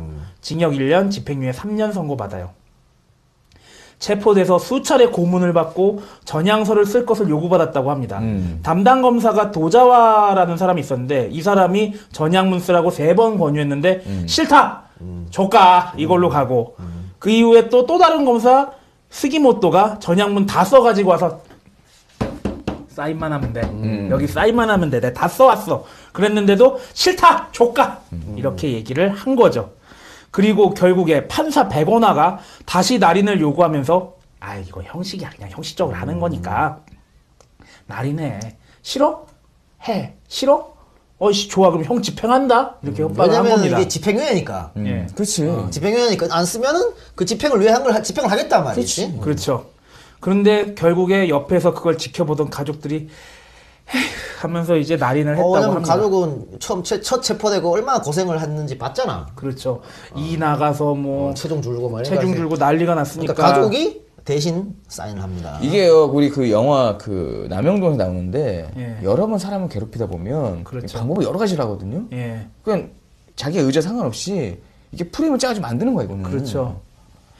그런데 문제는 여기에 신문 기자가 하나 나서네. 경성일보 기자가 기사를 뭐 악의적으로 썼는지 악의적이지. 오보를 날린 건지 하여간 쓴 겁니다. 여운형이 전향했다. 일제에 충성하라고 했다. 청년들이여 전장에 나가라. 이렇게 썼다고 합니다. 이것 때문에 이제 나중에 여운형이 친일파라는 꼬리표가 그렇지. 붙어 다니는 거예요. 그래요. 자, 방금 이 박사가 이제 얘기했던 이 경선일보 신문도 그렇고, 그 아까 얘기했던 그 일베들이 증거를 갖고 오는 게 뭐냐면 대동신문이라고 있어. 네. 대동신문이 해방 후에 만든 겁니다. 근데 대동신문을 누가 만드냐면 이종형이라는 사람이 만들었어. 이종형이 누구냐면 역시 일제의 악질 밀정, 일제 앞잡이였습니다. 이 새끼가 해방이 되니까 건방스럽게 여운형을 찾아가요. 왜? 건준에 넣어달라고. 미친놈. 나 이종현인데 건준에 넣어주셔. 이거지. 미친 새끼야! 이런 거야. 야 이 개새끼야 너 일제 밀정 아니었어 이거지. 꺼져 이 새끼야 이래갖고 그러니까 여기 한을 푸는 거야. 이 개새끼가. 그래가지고 대동신문을 그렇게 욕해도 되나? 이 후손들 지금 존나 잘 살고 있는데. 그래? 씨발 몰라. 그래가지고 대동신문을 만들었는데 이 대동신문에다가 이 잘못된 기사를 막 쓰는 거야. 여운형이가 친일을 했다. 막 쓰는 거야. 그러니까 요즘에 그 자료 가지고 와가지고 봐 신문에 당시 신문이랑 이렇게 되는 거야. 신문이랑 똑같은 다 신문이 아유 아니잖아. 답답. 근데 이거는 당시에도 아니 대동신문 자체가 친일파 새끼가 만든 거니까 당시에도 엄청난 비난이 많았어. 아니 왜 여운형을 이렇게 몰고 가냐고 막 욕하고 이랬다고. 아니 이 집안이 잘 살아? 잘 살아? 그래? 아 그럼 좋아. 이 집안 설명 좀. 이 집안 설명하기 전에 아까 전에 우리 김태석이가 재판장에서 지랄했던 거 같지. 이 새끼도 이종현이도 우리 반민특위 잡힙니다. 당연히 친일파는 반민특위 당연히 잡혀야지. 반민특위 잡혀서 재판장에서 또 개지랄하는데 그것도 한번 가봅시다. 뭐라고 씨발 갔는지. 조선 백성을 학살하고 독립운동에 밀정력을 함으로써 친일에 부역한 사실을 인정하는가? 아니 공산당을 타도했다고 이 재판소에 서게 된다는 거는 천하의 무도한짓 아니요?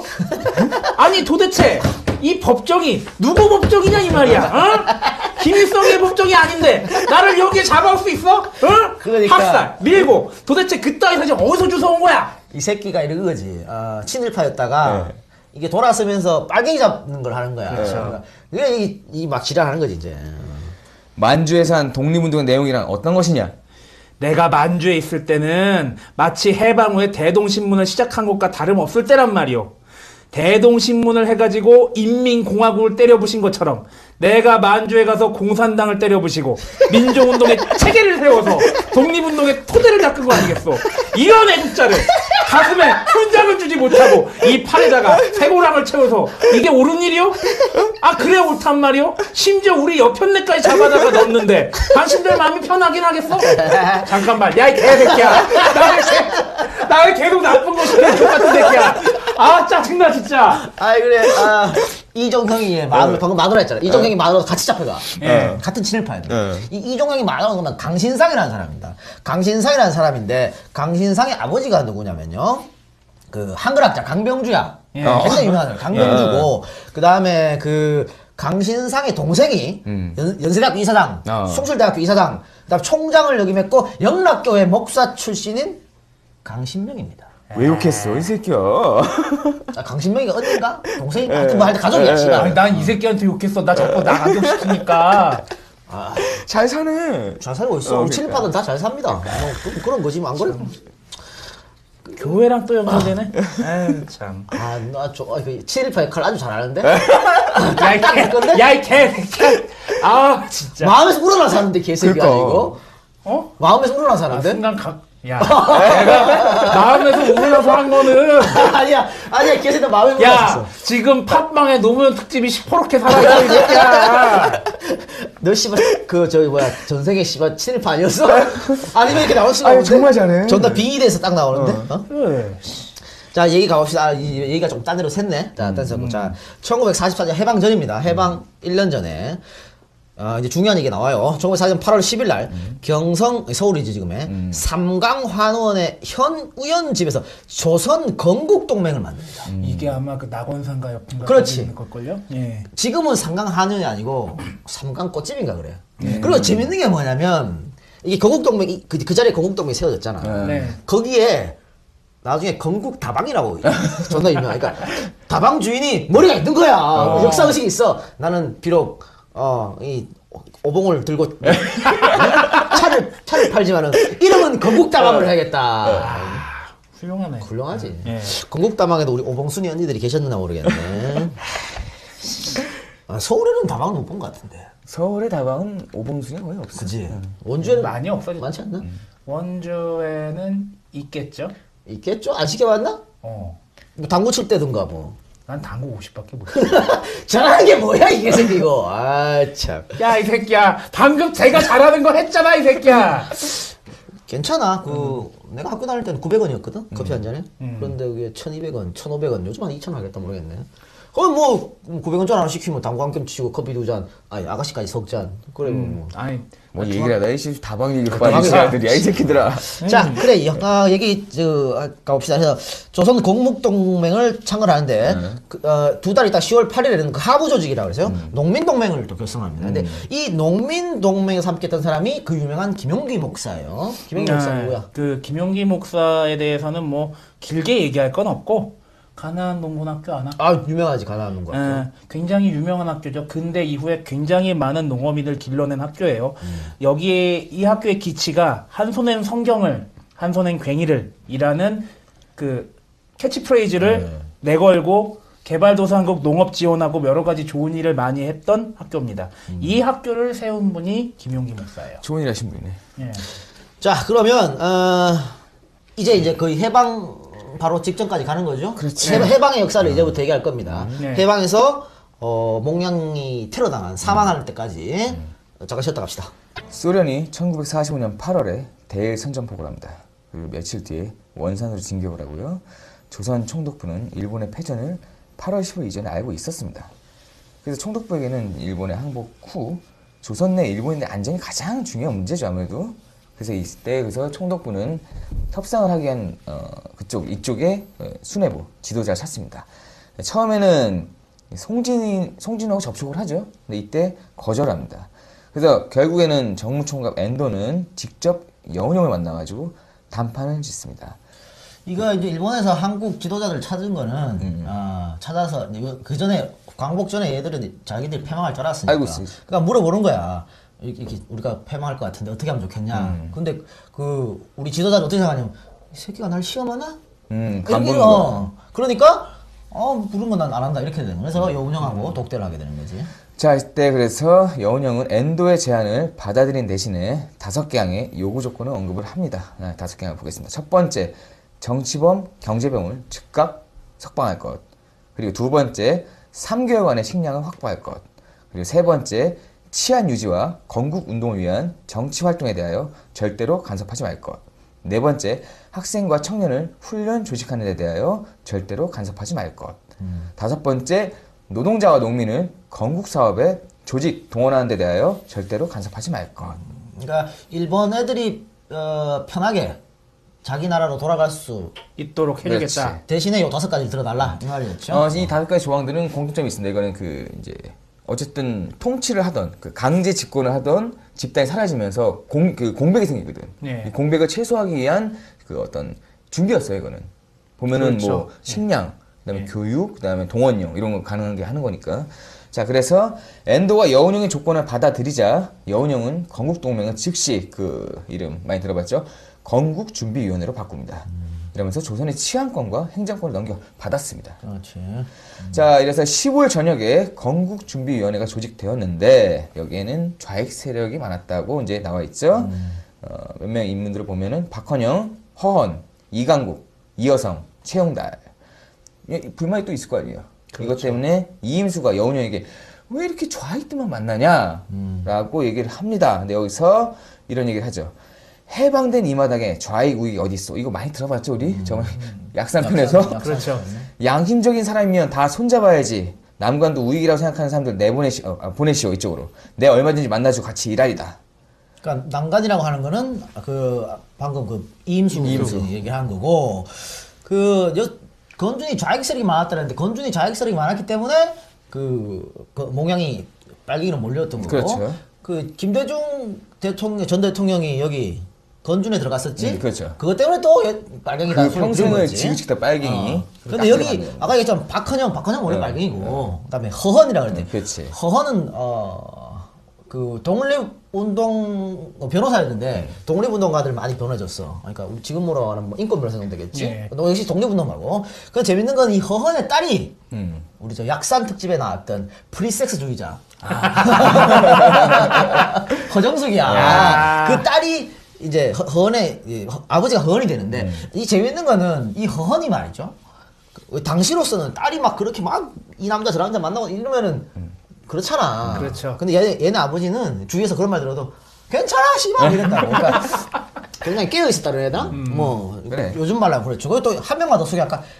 이여성은 우리 저번에도 얘기했지. 약산 집에 네, 왔던 네. 약산의 친구고 네. 이강국 근데 역시 이여성도 빨갱이니까 빨갱이는 그렇고 좌익 이강국도 나온 이강국은 결국은 그 북쪽에서 굉장히 큰 역할을 한 사람인데 이강국을 잘 아셔야 돼. 굉장히 재밌는 게 이강국의 그 정인 부부는 아니고 결혼하기로. 그러니까 말때 있어 그런 게 이게 누구냐면 김수임이라는 사람입니다.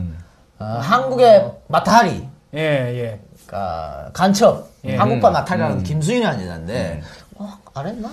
네 책에 나오고. 정치가 예. 일곳에 있지. 근데 이거 모윤숙이가 이 김수임이랑 절친한 말이야. 쌍년 모윤숙이. 네, 맞아요. 그래가지고 예. 그 낭랑클럽에 이 김수임이 예전에 얘기했었어, 우리가 이거. 맞다. 낭랑클럽에 같이 들어갔어. 그래가지고 예. 그 이강국이 만나가지고 뭐 이렇게 해서 그 이강국의 월북을 김수임이 도왔단 말이야. 근데 왜냐면 당시 김수임의 남편이 존 베어드라고 존 베어드인가 무슨 하여튼 베어드야. 그 미군이었지. 그래서 근데 이 김수임이가 베어드랑 동거를 하고 있었다고. 양다리 걸친 거야. 이강국도 만나고 아이고야. 베어드도 만나고. 그래가지고 이 월북을 도와줬단 말이야. 그래서 이강국이 나중에 이제 쉽게 월북을 할 수 있었는데 아이고. 김수임이가 그래서 잡힙니다. 나중에 예.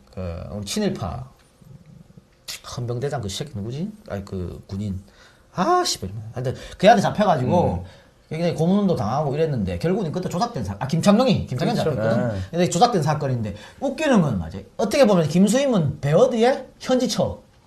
현지처였단 말이야. 왜냐면 베어드의 아들도 낳았으니까. 아들도 낳았는데 사건이 터지니까 베어드는 난 모른다. 그런 여자 모른다 이랬다. 이러고 그 베어드의 아들이니까 김수임의 아들이 나중에 베어드를 찾아갑니다 미국에. 난 이 같은 아들 준 적 없다. 이렇게 나와. 이렇게 나오고 베어드가 죽을 때 묘비에 뭐라고 썼냐면 내 사랑하는 사람과 평생토록 그건 원래 부인. 현지 부인. 그러니까 김수임이 아니고 원래 저쪽 미국에 있던 부인. 그러니까 완전히 김수임 이용당한 겁니다. 그러니까 우리 지금 요즘 우리나라에 필리핀 가서 월남 가서 막 지랄하잖아. 베트남 가서 현지차 만들고 씨발놈들 다 미친놈들이 다 이게 똑같은 새끼들이거든요. 이 얘기를 왜냐면 이제 아까 이강국이니까 이강국이 하는데 근데 이강국이라는 사람이요. 이 사람도 월북했고 빨갱이였기 때문에 우리나라의 역사에서 완전히 잊어진 사람인데 대단한 사람입니다. 이 사람도. 그러니까 당시에 그 경성제대를 다니다가 독일로 유학을 갔는데 당시에 독일 유학이 없었어요. 다 미국. 그렇지. 근데 독일 유학이 없었고 완전 초엘리트. 초엘리트였는데 북한으로 넘어가서 결국은 김일성한테 권력투쟁이 지지. 그래서 간첩 혐의, 미국의 간첩 혐의로 사형을 언도받았습니다. 같이 사형 받았던 사람이 임화라고 있어. 임화. 이것도 굉장히 유명한 사람인데 소설가 겸 얼굴도 되게 잘생겼거든요. 영화 배우였고 할 때 그 사람도 같이 처형 당했는데. 그때 예전에 우리가 그 깡패 특집 할 때인가 한번 그 스케치 할 때 나왔었어요. 그 처음에 원고 짤 때 나왔던 것 같습니다. 그런 사람이에요. 그러니까 이렇게 좌익들이 많았기 때문에 건준이 또 몽양이 좌파라 그랬는데 근데 말이죠. 아까 얘기했던 반대로 박헌영이는 또 이 건준에 있던 박헌영이는 왜 건준에 이렇게 우익이 많냐 이랬단 말이야. 그러니까 여기서 좌익한테 욕 얻어먹고 우익한테 욕 얻어먹고 씨야 그럼 뭐 몽양이랑 건준이 어떻게 해야 돼? 이런 거 보면 노면이 이상하지 않아? 좌파한테 욕 얻어먹고 우파한테 욕 얻어먹고 씨발 뭐 어쩌라고. 노회찬 같은 사람이 그랬잖아. 좌회전 까박이 우회전 했다는 거 뭐. 에이 씨발 그래. 어쨌든 결국엔 그거는 이제 밥그릇 싸움으로 보는 게 가장 맞겠죠. 자 계속 가겠습니다. 여운형은 15일 날 우파 세력인 송진우에게도 이 여성을 보내가지고 건준에 참여할 것을 종용을 합니다. 8월 10일 해방된 날이죠. 근데 송진우 이때 경거망동하지 말라라는 말과 함께 거절을 합니다. 우파들은 겉으로는 임시정부를 따르겠다는 임시정부 정통론 이걸 내세웁니다. 근데 속으로는 이게 뭐냐면 여운형이가 여기서 해방정부에서 앞서나가는 꼴을 못 보겠는 거야. 그러니까 먼저 찍는 거 하지 말라 이거지. 그러니까 이 해방 후에 조선에 남았는 사람 지금 다 외국에 있으니까. 그렇지. 조선에 남은 사람 중에 우파의 거두는 송진우인데 여운형이 같이 하자고 하니까 송진우는 싫다. 왜? 네가 꼭대기 위에 올라가는데 내가 그거 따라가냐 이렇게 얘기를 한 거죠. 그러니까 여기서 여운형이 이렇게 얘기를 하지. 아니 이런 임시정부 정통론은 이 사람들은 임시정부 외국에서 주로 활동을 했잖아요. 근데 이때 대부분의 한국에서 활동했던 사람들은 엄청나게 힘든 고초를 겪었어요. 그러니까 외국에서 운동한 단체가 또 게다가 임정만 있는 거 아니잖아. 그렇죠. 여러 단체가 임시정부라는 있는데. 이름을 가진 그런 단체마다 조직들이 많고. 그렇지. 연해주에 뭐 또 간도 지방에 굉장히 많이 있었죠. 뭐 미국에도 있었고. 네. 그래서 얘기한 게 임시정부가 올 때까지 다 손 놓고 있으면 어떡해 라고 해서 임시정부에 대해서 부정론을 갖다가 이야기를 했던 겁니다. 그렇죠. 그러니까 뭐 이것도 나옵니다만 김구의 임시정부 정통론 여기에 맞서가지고 이제 여운형은 그게 아니다. 그래서 나중에 김구랑 또 몽양이랑 또 틀어집니다. 또 틀어지게 되는데 죄송합니다. 자 계속 가봅시다. 그러니까 해방 그 다음 날입니다. 16일 날 그 해방되자마자 사람들이 누굴 찾아와? 여운형. 여운형을 찾아오는 그렇지. 거야. 그 최고의 인기였다니까 진짜 최고. 그 광복하는 날 여운형 집에 사람들이 구름처럼 그래. 몰려들었다는 얘기가 있죠. 예. 그래가지고 뭐 한마디 해주세요 그래가지고 당시 신문중학교에서 즉석 연설을 했었죠. 즉석 연설 이것도 엄청난 인기가 있었는데 어쨌든 그래서 건국준비위원회 그 지방 조직이 개편돼가지고 뭘 만드냐면 인민위원회가 설치됩니다. 이것도 이승만 특집에서 우리 잠깐 했는데. 그렇죠. 우리나라의 자치조직 어떻게 보면 최초의 자치조직이죠. 이제 지방의 자치조직이 지방행정. 행정의 자치조직이 인민위원회인데 남한에 145개, 북한에 70개가 설치되었어요. 인민위원회가. 그러니까 우리 민족의 역량을 보여준 대단히 귀중한 사건이라고 이게 봐야 되는데 왜냐면 우리 스스로 그 지금 경찰에 아무도 없잖아. 치안이 공백 상태가 되는데 우리 민족 스스로 그냥 자기들이 그 경찰도 담당하고 행정 업무도 보고 세금 같은 거 받고 누가 시키지 않는데 우리 스스로 그렇게 했단 말이야. 이게 아니 생각을 해봐요. 그 우리를 지배하고 있던 사람들이 패망해가지고 집에 가야 되는데 그 사람들이 그 땅에서 우리 조선 땅에서 잘 살고 있었단 말이야. 우리 괴롭히던 사람들이 졌어. 이 씨발 가서 다 집기 들고 나오고 그 사람들 두들겨 패고 그래야지. 막 도망치고 막 약탈 그렇죠. 방화. 약탈 방화 해야 되는데 그런 거를 인민위원회가 그렇지, 다 자치적으로 오케이. 해가지고 질서를 유지했다는 거 아니겠습니까? 그렇지. 그런데 남한에 미군이 주둔하니까 인민위원회를 다 없애버립니다. 그렇죠. 왜? 몰라. 뭐 이 개새끼들 미국 애들은 남한을 아무것도 그러니까 조선이 어떻게 해서 해방을 했고 독립운동을 얼마나 열심히 했고 전혀 몰랐던 거야. 예. 그래가지고 인민위원회를 그냥 해체시켜버렸지. 반대로 소련은요. 소련은 굉장히 공부를 많이 했어. 처음에 누구 스티코프? 예. 스티코프는 굉장히 공부를 열심히 해가지고 조선이 얼마나 독립운동을 열심히 하는 걸 알았단 말이야. 그렇기 때문에 인민위원회를 그냥 둡니다. 그러니까 자칫 잘하고 있어. 그렇게 이렇게 뒀단 말이야. 그런데 이 미군들은 잘 몰랐기 때문에 조선에 대해서 공부를 한 적이 없기 때문에 한국에 들어와가지고 관료 출신 우파들이 뭐라 그랬냐면 인민위원회 빨갱이다. 이러니까 그 말만 믿고 인민위원회를 없애버렸죠. 근데 여기서 얘기하는 관료 출신 우파라는 것들은 결국 일제에 부역해서 저 친일파들이지. 그렇지, 친일파 아니야. 얘들 갖다 쓰는 거지. 그러니까 얘들이 얼마나 미군 애들이 우리를 몰랐는지 한 가지 예를 들어드릴게요. 해방이 되고 나서 북한이 뭘 했지? 그 농지개혁, 네. 토지개혁을 했지. 토지개혁이지. 무상몰수, 무상분배. 그랬으니까는 그래도 북한 농민들은 먹고 살만 했다고. 근데 우리나라는 그게 아니고 배급이었단 말이야. 남한은 배급이었으니까 쌀이 항상 부족해. 그래서 미군장한테 얘기를 한 거야. 배급 좀 제대로 해달란 말이야. 배고프다고. 그러니까 미군장 하지가 뭐라 그랬냐면 아니 왜 쌀만 먹으려 그래. 고기를 먹어. 야채도 있잖아. 야채도 왜 쌀만 먹어? 이랬단 말이야. 이게요. 마리 앙투아네트야? 아니, 마리 앙투아네트 그 얘기 안 했어. 안 했는데 어쨌든 간에. 근데 이게 거짓말 아니고 당시 신문에 나와 있어. 야채를 드시오. 이게 나왔다니까. 아이고야. 이렇게 공부를 안 했다. 이런 새끼들이 우리나라에 와가지고. 자, 그래가지고 이 인민위원회 애들 다 쫓아냅니다. 미국 애들이. 쫓아내고 그 자리에 누굴 렸냐면 친일파. 친일파 애들 옛날에 그 경찰했던 친일 경찰들 그 자리에 꽂아 넣지. 그러니까 인민위원회 사람들 어떻게 해? 아니 씨발 이렇게 말이 되냐고. 그렇지. 그러니까 미군이 강제로 진압을 하게 되죠. 강제로 진압하니까 또 어떻게 또 강제로 맞서야지. 그렇죠. 그래서 이 사람들이 다 어디로 나중에 피하냐? 지리산. 산으로 피하는 거야. 산속으로. 그래서 이 사람들이 빨치산이 되는 겁니다. 우리나라 그 해방 전후 역사 정말 이렇게 가슴 아픈 역사야. 이 전부 다 이 빨치산이 정말 빨갱이 노릇 하려고 하는 게 아니라니까. 인민위원회에서 물론 자익이 있었겠지. 그런 인민위원회 이 145개라는 인민위원회가 다 빨갱이였다고 말이 안 되거든. 그렇죠. 빨치산 얘기하니까 저거 생각나는데 무슨 퀴즈 프로에 서울대학 학생이 나왔어. 그래 이제 이 문제가 이제 정답이 빨치산이야. 그래, 파르티잔. 딱 나왔는데 그 서울대가 뭐라 했냐? 정답이 빨갱이 해가지고. 그거 인터넷에 막 짤방으로 돌아다녀. 야 서울대학 네 후배 애들 수준이 이 정도야 이 개새끼야. 그래서 이 사람들이 빨치산이 되었고. 그러니까는 미군들은 인민위원회가 뭔지도 몰랐고 인정을 안 했던 거지. 마찬가지 임정이 뭔지도 몰랐어요. 그래서 네. 임정도 인정을 안 한 거지. 여운형이도 뭔지 누군지 몰랐고. 그래갖고 미국이 인천 앞바다에 처음에 상륙했을 때 여운형이 조선건국준비위원회 위원장 자격으로 친서를 보냅니다. 환영한다는 뜻이지. 어서와 환영했는데 하지가 이 편지를 못 받았어요.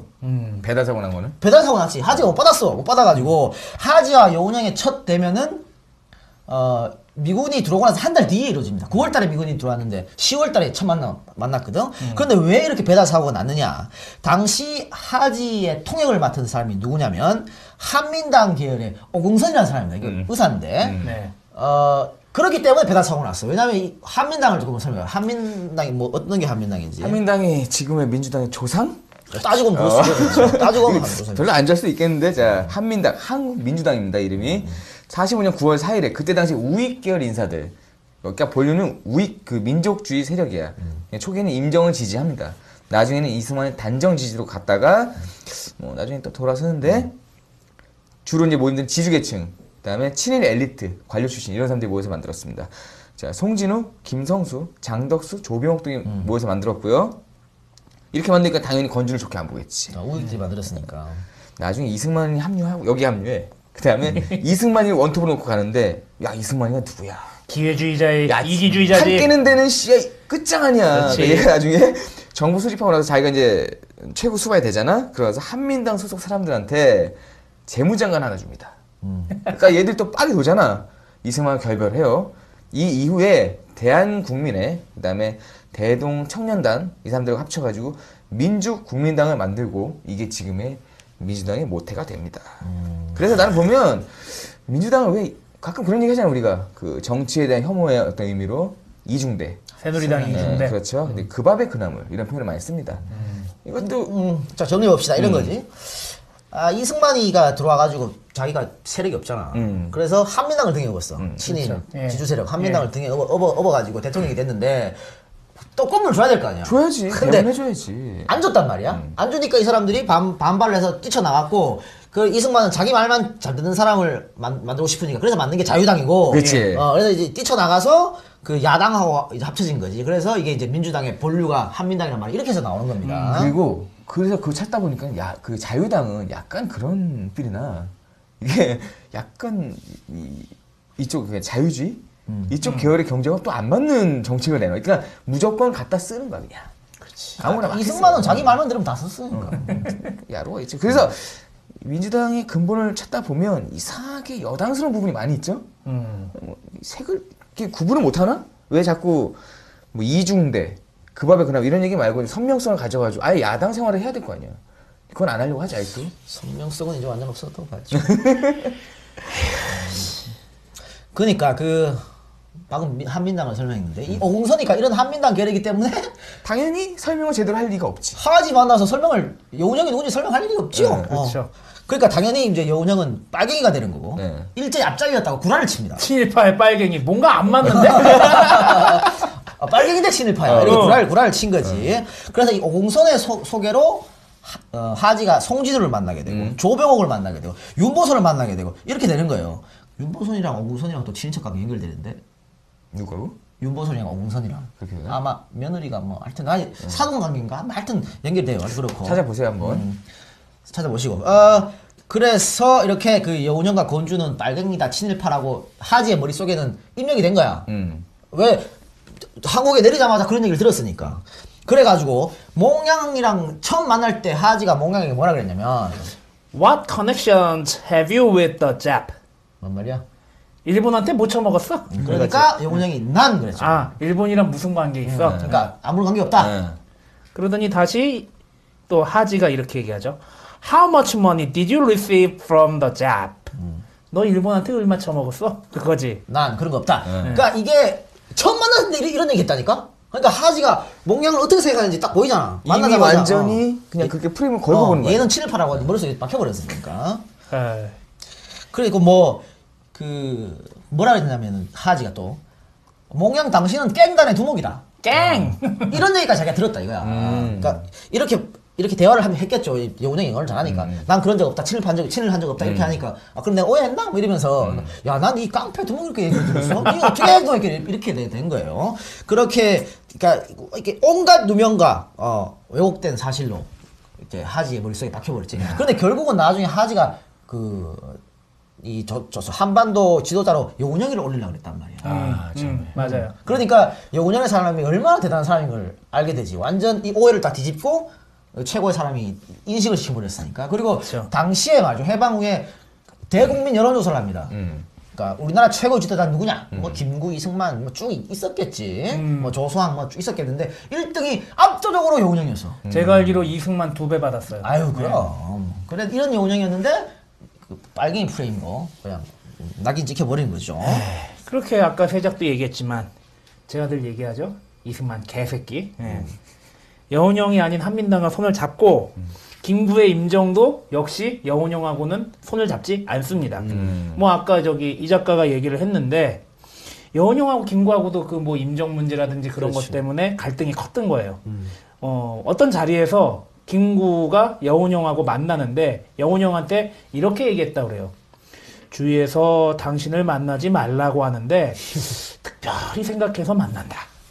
라고 얘기를 했다고 합니다. 주위에서 얼마나 그렇게 아유 참 가장 아쉬운 부분이죠. 그 민족주의자였던 김구 선생하고 어쨌든 뭐 다른 형태로 국민을 해왔던 이 건준의 여운형이 둘이 힘을 합쳤다면 지금의 이 나라는 이렇게 되진 않았을 거 아니야. 참, 똑같은 민족주의자고 여운형 선생도 민족의 독립과 통일을 위해서는 어떤 사람들이라도 손을 잡겠다고 그랬는데 또 김구 선생하고 뭐 여운형도 민족주의자야. 그러니까요. 둘 다 민족주의자인데 실리 추구하는 그지 어떤 이런 방식을 취한 사람과 그다음에 명분을 많이 주도했던 사람과 뭐 그렇죠. 이런 차이가 있죠. 같은 민족주의자인데 결국에 같은 민족주의자랑 손을 잡지 못하게 되는 이런 슬픈 역사가.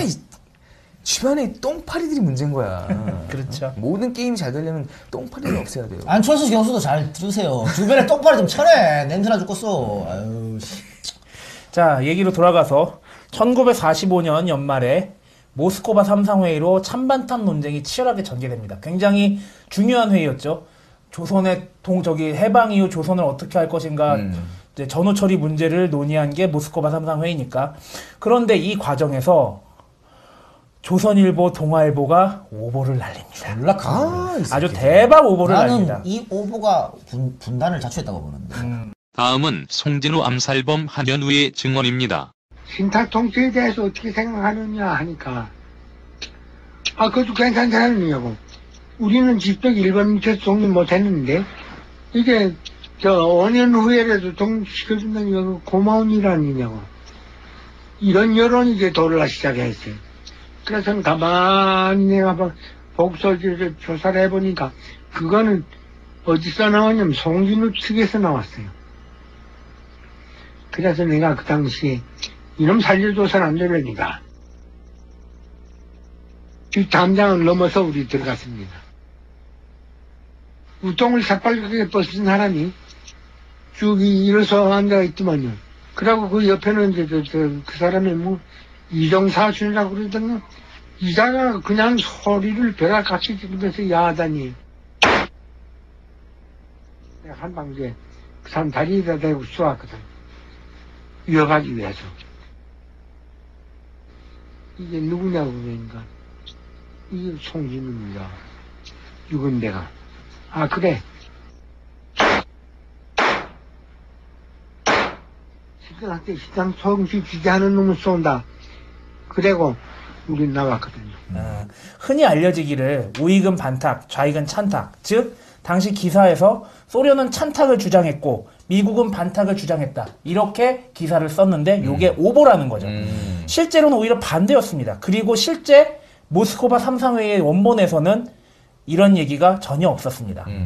이렇게 오보로 인해서 찬반탄 논쟁이 격렬해지고 송진우는 원본을 보고 나서 이야기해도 늦지 않는다고 한마디 했는데 요 다음에 바로 우익 집단의 테러를 당하고 목숨을 잃게 됩니다. 한현우한테 총 맞아 죽었지. 예.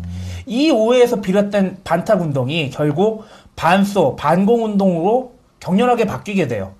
그리고 이것을 기점으로 해서 분단이 시작되는 겁니다. 조선일보 동아일보. 당시 찬반탄 논쟁이요. 정말 어마어마했거든.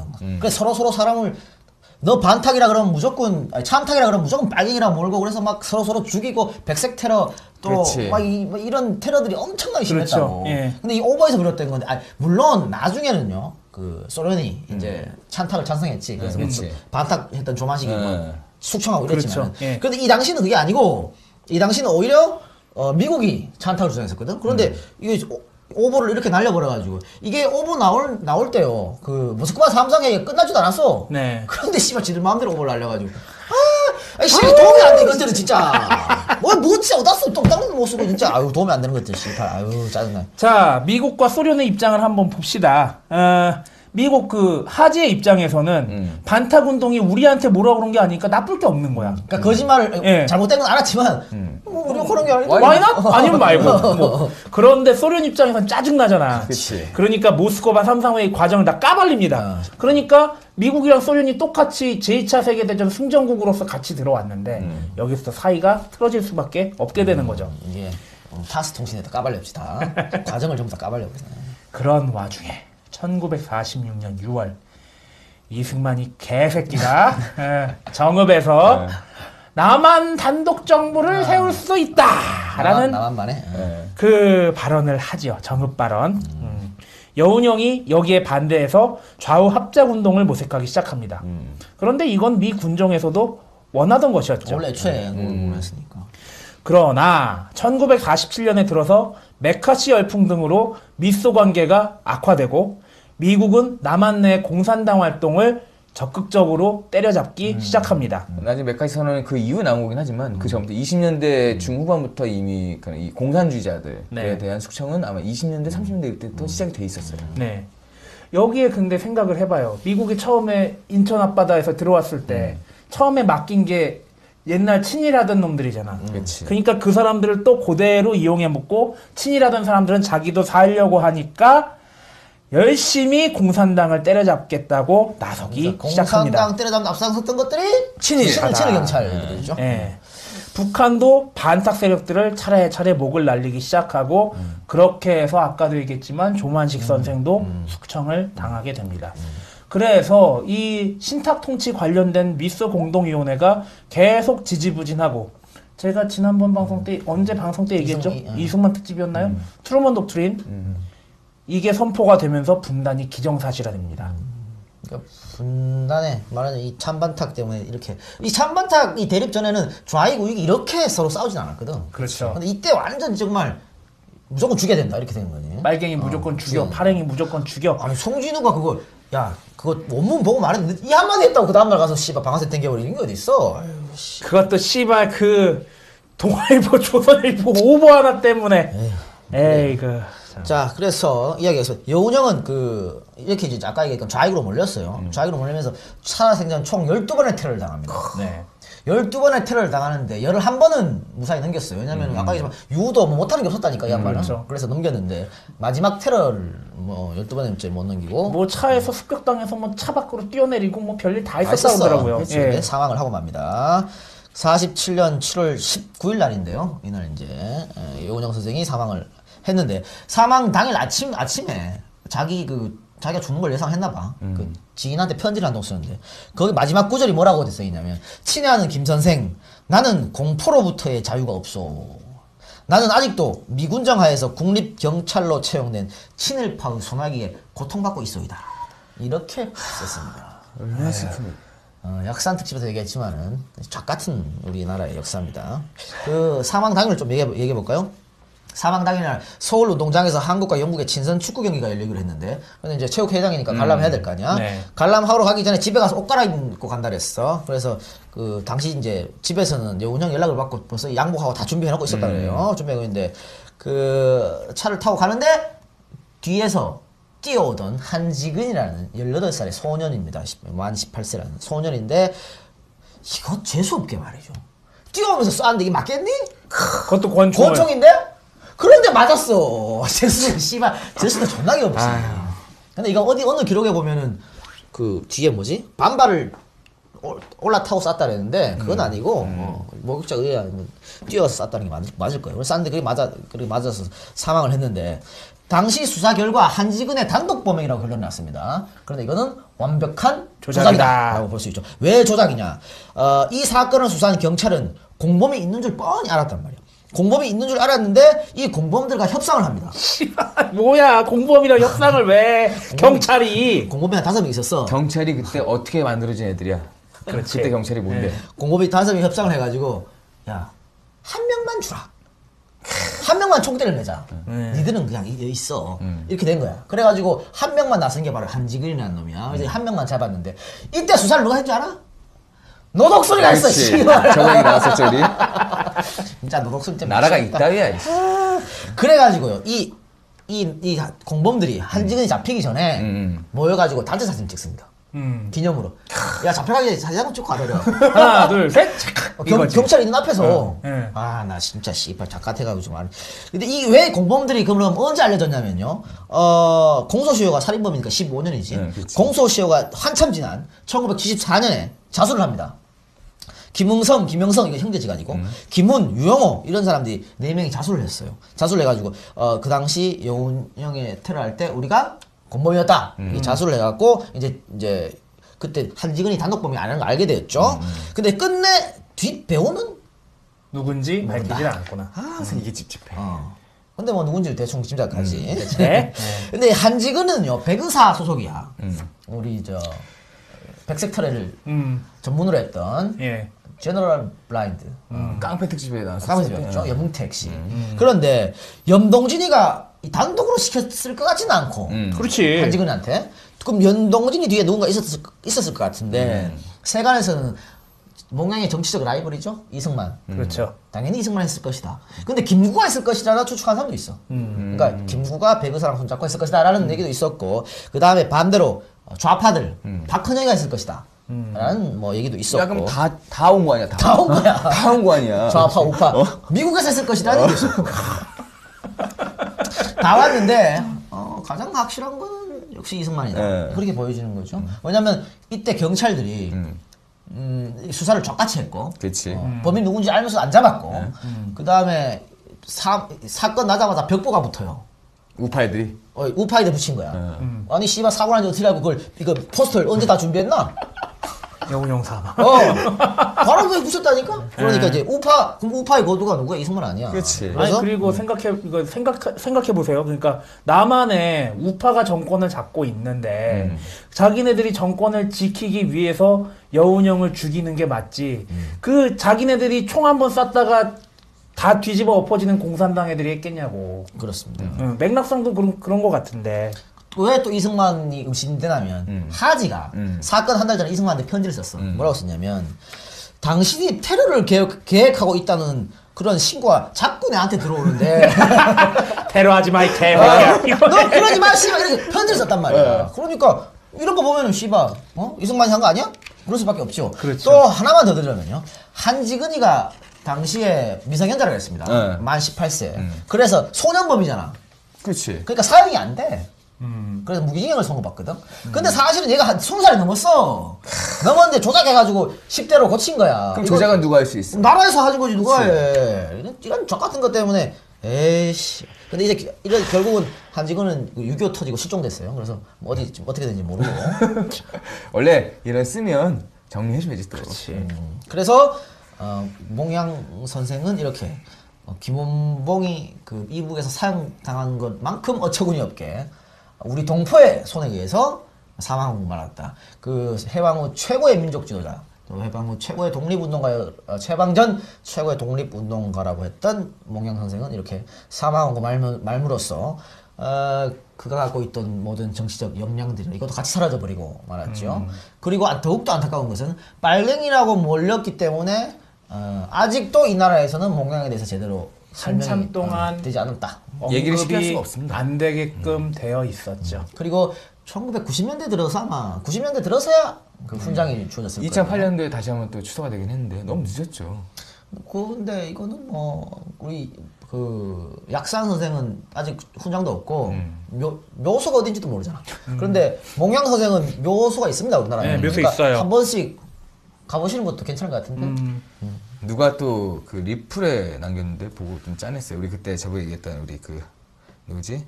박열사 그 어디야? 부산에서 박재혁. 박재혁 박재열사 거리가 있대요 부산에. 거기 박재혁 거리. 박재혁 거리가 있대요. 있는데 갔더니 거기 지금 룸사롱 있다고 그러더라고. 나라가 이탈이야. 아니 저 약산 선생 생가도 있어 생가. 근데 거기도 지금 막 엉망이에요. 생가터. 이거만 하나 딸랑 있을 뿐이야. 안타까운 일이죠. 아니 뭐 박주인 기념관을 졸라하게 세워주면서 씨발 세워줄 사람 안 세워주고 말이죠. 아니 뭐 유경수 기념관도 만든다 그러던데. 그 하루 코스가 있대. 타면 뭐 고기도 먹고 뭐 밥 준대던데. 밥도 준대. 언제 가서 똥을 확 뿌리고.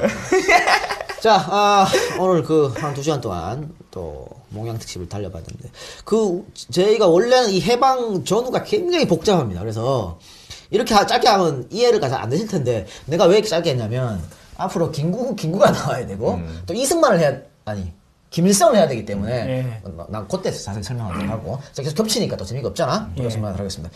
자, 그러면 오늘 정리 한번 해볼까요? 어때요 오늘 몽양 특집? 기분 더럽네요. 항상 더럽지 뭐. 김원봉 특집 때도 참 김원봉 특집 때 울컥울컥한 게 있었는데 미안한 마음도 있었고 여운형 선생의 일대기를 정리하면서 드는 느낌은 참 족같네. 아니 이렇게 훌륭한 민족 지도자 그리고 가장 인기 있던 해방 후 첫 대통령 아니면 뭐 해방 후 첫 이제 국정을 운영할 후보가 일제 끈앞이었던 사람들이 미국에 의해서 이용을 당해서 다시 등장했던 사람들의 뒷배를 가졌던 그런 사람들이 죽었다는 그런 게 참 기분 좁같네요. 네. 그런데 이런 소감을 말하면서 제가 글 하나를 소개해 드리도록 하겠습니다. 북한이라는 잡지가 있어요. 2007년 9월자 특별 기고인데요. 누가 썼는지 말 안 하겠습니다. 제목이 이렇게 돼 있네요. 여운형의 일대기. 여운형을 독립운동가라고 할 수 있지만 공산당 활동에 적극 참여한 정치가. 라는 누가 썼는데? 있어. 뭐 그 인하대학교 뭐 그 시간 강사 하시는 분이 썼더라고. 뭐 자세하게 얘기하면 좀 그렇고 내용이 뭐냐면은 여운형이 독립운동은 했다. 그런데 공산주의자고 김일성과 연합 좌파 정권을 만들려고 한 사람이다. 새로운 이론을 창시하셨는데. 씨발. 아니 뭐 그래서 근거를 대는 게 뭐 그 북한으로 이제 딸 2명이 다 이제 올려 보냈잖아요. 너무 테러를 너무 당하니까 좀 안전하게 지켜주려고 올라갔는데 뭐 나중에 뭐 어떻게 됐네, 뭐 김일성과 만났네, 뭐 묘비에다 모양선생 묘에다가 뭘 어떻게 했네, 뭐 그런 얘기들을 하면서 그래서 좌파다라고 얘기를 했어요. 뭐 또 몇 가지 근거를 더 대는데. 여운형과 로마넨코 당시 북조선 소련민정당당 부사령관과의 회담, 여운형 김일성과의 회담이 있었는데 여기에 내용들이 어떠저떠 해서 이 사람은 빨갱이다 라고 하는데 추석이 없어. 그러니까 풋노트 달아야 되잖아. 여기 그렇지. 뭐 어디에서 뭐에서, 인용했다라고 뭐에서 나와야 했다. 되는데 없어. 내가 봤다. 끝! 그거야. 이거는 이걸 연구한 사람이 문제가 있거나 아니면은 이런 글을 실어준 발행기관 자체가 문제가 있지 않을까 생각이 들어요. 뭐 제 예상에는 소련 기밀문서 뭐 저기 몇 년 전에 이제 오픈된 거, 미국도 이제 50년인가 이제 보관했다가 오픈을 하는 게 있잖아요. 그거 보고 얘기한 것 같아요. 근데 뭐 우리도 그렇지만 좀 우리 논지에 맞는 것만 이렇게 얘기를 하는 게 맞아요. 그런데 그렇다고 하더라도 로빈슨 당시 군정관의 얘기라든지 비공개 시한 지나가지고 국무성에서 공개한 자료들 하나도 인용 안 했습니다. 이런 건 좀 문제가 있죠. 여운형이라는 사람은 순수하게 우리나라의 해방, 그리고 독립, 그리고 분단 위기 극복을 위해서 노력을 했던 사람입니다. 원래 하나였던 나라 갈라지려고 하니까 그 나라 어떻게건 하나로 유지해 보려고 노력했던 분이에요. 그리고 그것을 위해서라면은 자본주의자건 공산주의자건 민족주의자건 사회주의자건 지주건 소작농이건 자본가건 노동자건 상관없이 양심만 있고 똑같은 그 목표에 대한 의지만 있다면 누구든지 하나로 뭉쳐야 된다고 주장을 한 겁니다. 그러나 정권욕에 눈이 먼 사람들에게, 그리고 그놈의 명분 강조했던 사람들에게 계속 따당하고 배제당하고 결국에는 죽음에 이르게 됐습니다. 저는 여운형 특집 준비하면서 또 요새 북한 얘기 계속 나오니까 이런 생각이 들었어요. 북한이 정전협상 뭐 무효하겠다고 뭐 난리치고 있죠. 정전협정. 근데 총뿌리 겨누고 맞서고 있는 건 우리나라인데 우리나라에서는 여기에 대해서 한마디도 지금 못하고 있습니다. 이게 누구 때문인지 한번 생각을 해봅시다. 결국에는 우리가 앞으로 특집을 다룰 김일성 개새끼, 그리고 우리가 이미 특집을 다뤘던 이승만 개새끼, 이 두 새끼 때문에 그런 것 같아요. 이승만을 소위 건국의 아버지라고 삼고 있는 상황에서 그에 반대한 사람들은 독립운동가라고 하더라도 전부 메카시즘의 희생양이 되었습니다. 그리고 일제강점기에 우리나라 땅에서, 우리나라 안에서 힘들게 독립운동했고 해방 후 치안을 담당했던 사람들이 내몰림을 당하고 일제강점기 때 일제에게 경찰로 부역했던 사람들이 대한민국의 치안을 담당하게 되었어요. 그리고 그 사람들이 독립운동가들을 빨갱이라고 해서 때려잡은 겁니다. 그리고 그 결과 수많은 독립운동가들이 역사 속에서 잊혀지고 있습니다. 어떤 인물이 어떤 일을 했는지, 잘했건 잘못했건 그 사실을 전부 온전하게 알고서 판단은 그거를 배우고 공부한 사람들이 하는 겁니다. 제발 이렇게 모든 것을 알 수 있고 판단을 자유롭게 할 수 있는 세상이 빨리 왔으면 좋겠습니다. 이상입니다. 새끼 세작 달망하나 만문 멘트를 길게 하지? 기네. 좀 길었네. 자, 다음. 그 여운형 사업, 그 기념 사업회가 있습니다. 거기 나왔던 문구 중에 조국을 사랑한 영원한 청년, 여운형 이런 말이 있더라고요. 근데 그거는 이제 그런 거죠. 저는 이분의 업적 중에 이분이 그때 해방 되고 난 직후에 과연 우리는 어떻게 될 것인가 해서 식량을 준비하고 그다음에 뭐 교육 문제, 안보 문제를 준비를 했었습니다. 저는 이분을 보면서 그런 생각이 들었어요. 청년 정신. 이 청년 정신은 항상 앞을 보고 고민하고 이겨내고 감내하고 흘러가는 겁니다. 그러니까 이분은 평생을 정말로 청년으로 살아오신 거죠. 그러니까 오늘 저희가 인용을 많이 했습니다. 이분의 일화, 과거 이야기 많이 인용을 했는데 우리가 한 사람에 대해서 추억을 한다는 것은 그 사람이 갖고 있는 성품이나 이런 것들이 결합돼서 그것이 일화로 남는 겁니다. 저는 그래서 이 분의 어떤 이런 이야기들, 뭐 몽양의 이야기는 청년의 이야기, 그리고 몽양의 이야기는 우리가 꿈꿨던 미래의 이야기, 그리고 이 이야기는 결국에는 굽이굽이 돌아가지고 강이 되는 그런 이야기라고 보고요. 저번에 우리가 다뤘던 약산의 삶은 화라산 같은 그런 삶이었다면 몽양의 삶은 언젠가 꼭 바다를 보고 말아야겠다는 강이 아니었을까라는 생각을 하고 있습니다. 그래서 또 짧게 한 마디만 더 덧붙이면은 백투더퓨처라는 영화가 있습니다. 오락 영화죠. 거기 보면은 과거에 잘못된 걸 막기 위해서 날아갑니다. 날아가서 엄마랑 아빠를 만나게 해주고 수정을 할 수가 있어요.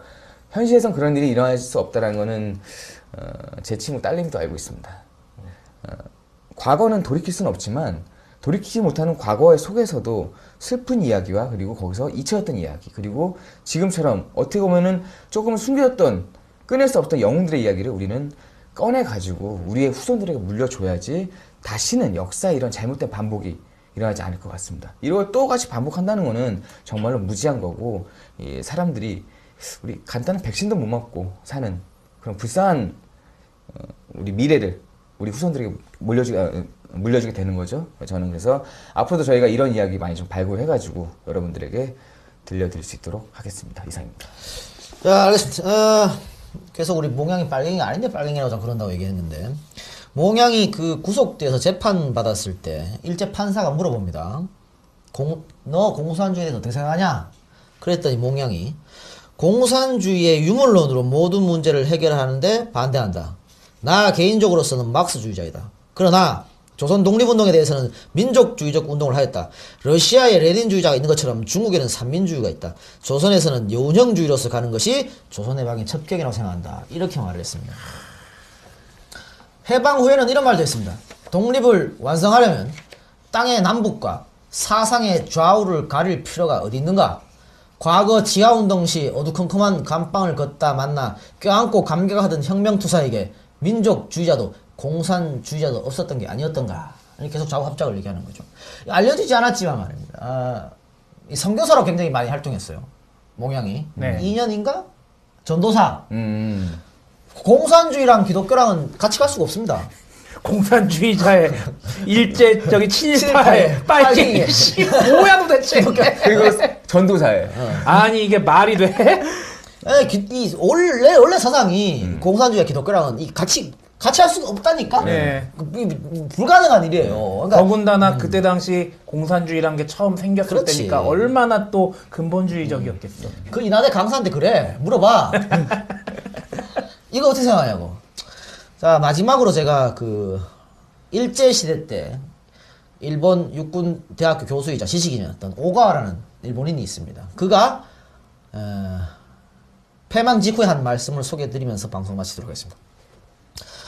일본이 패망하자 오가와는 이런 말을 합니다. 일본은 패전했다. 고생할 것이다. 그러나 조선은 여운형 선생 같은 위대한 인물이 있어서 행복하게 될 것이다. 이런 말을 남겼습니다. 없어서 씨발 이렇게 저또 고생하는구나. 에이. 자, 오늘 들으시느라고 수고하셨고 제공 소개하면서 오늘 방송 마치도록 하겠습니다. 제공, 음악, 시리어스, 음식, 트위터 아이디 컬러 247호 영화처럼 님이 보내주신 고로쇠 수액 아직 못 먹었어요. 자, 엔젤 펀딩, 이혜경, 파워브레인, 최순식 흑백사, 서정혁, 30회 청취료 감사합니다. 최정학, 신유희, 관세음 응원합니다. 건우아빠, 강병진, 이갑진, 김성일, 소신맨 화이팅. 너 언제 돈 더 줄 거야 이 새끼야. 자, 이혜경, 마여사, 할미꽃, 힘센 캔디, 이 작가 당장만. 남편은 안 들어. 안 들으면 각방 쓰세요. 고경진 이상입니다. 고맙습니다. 고맙습니다.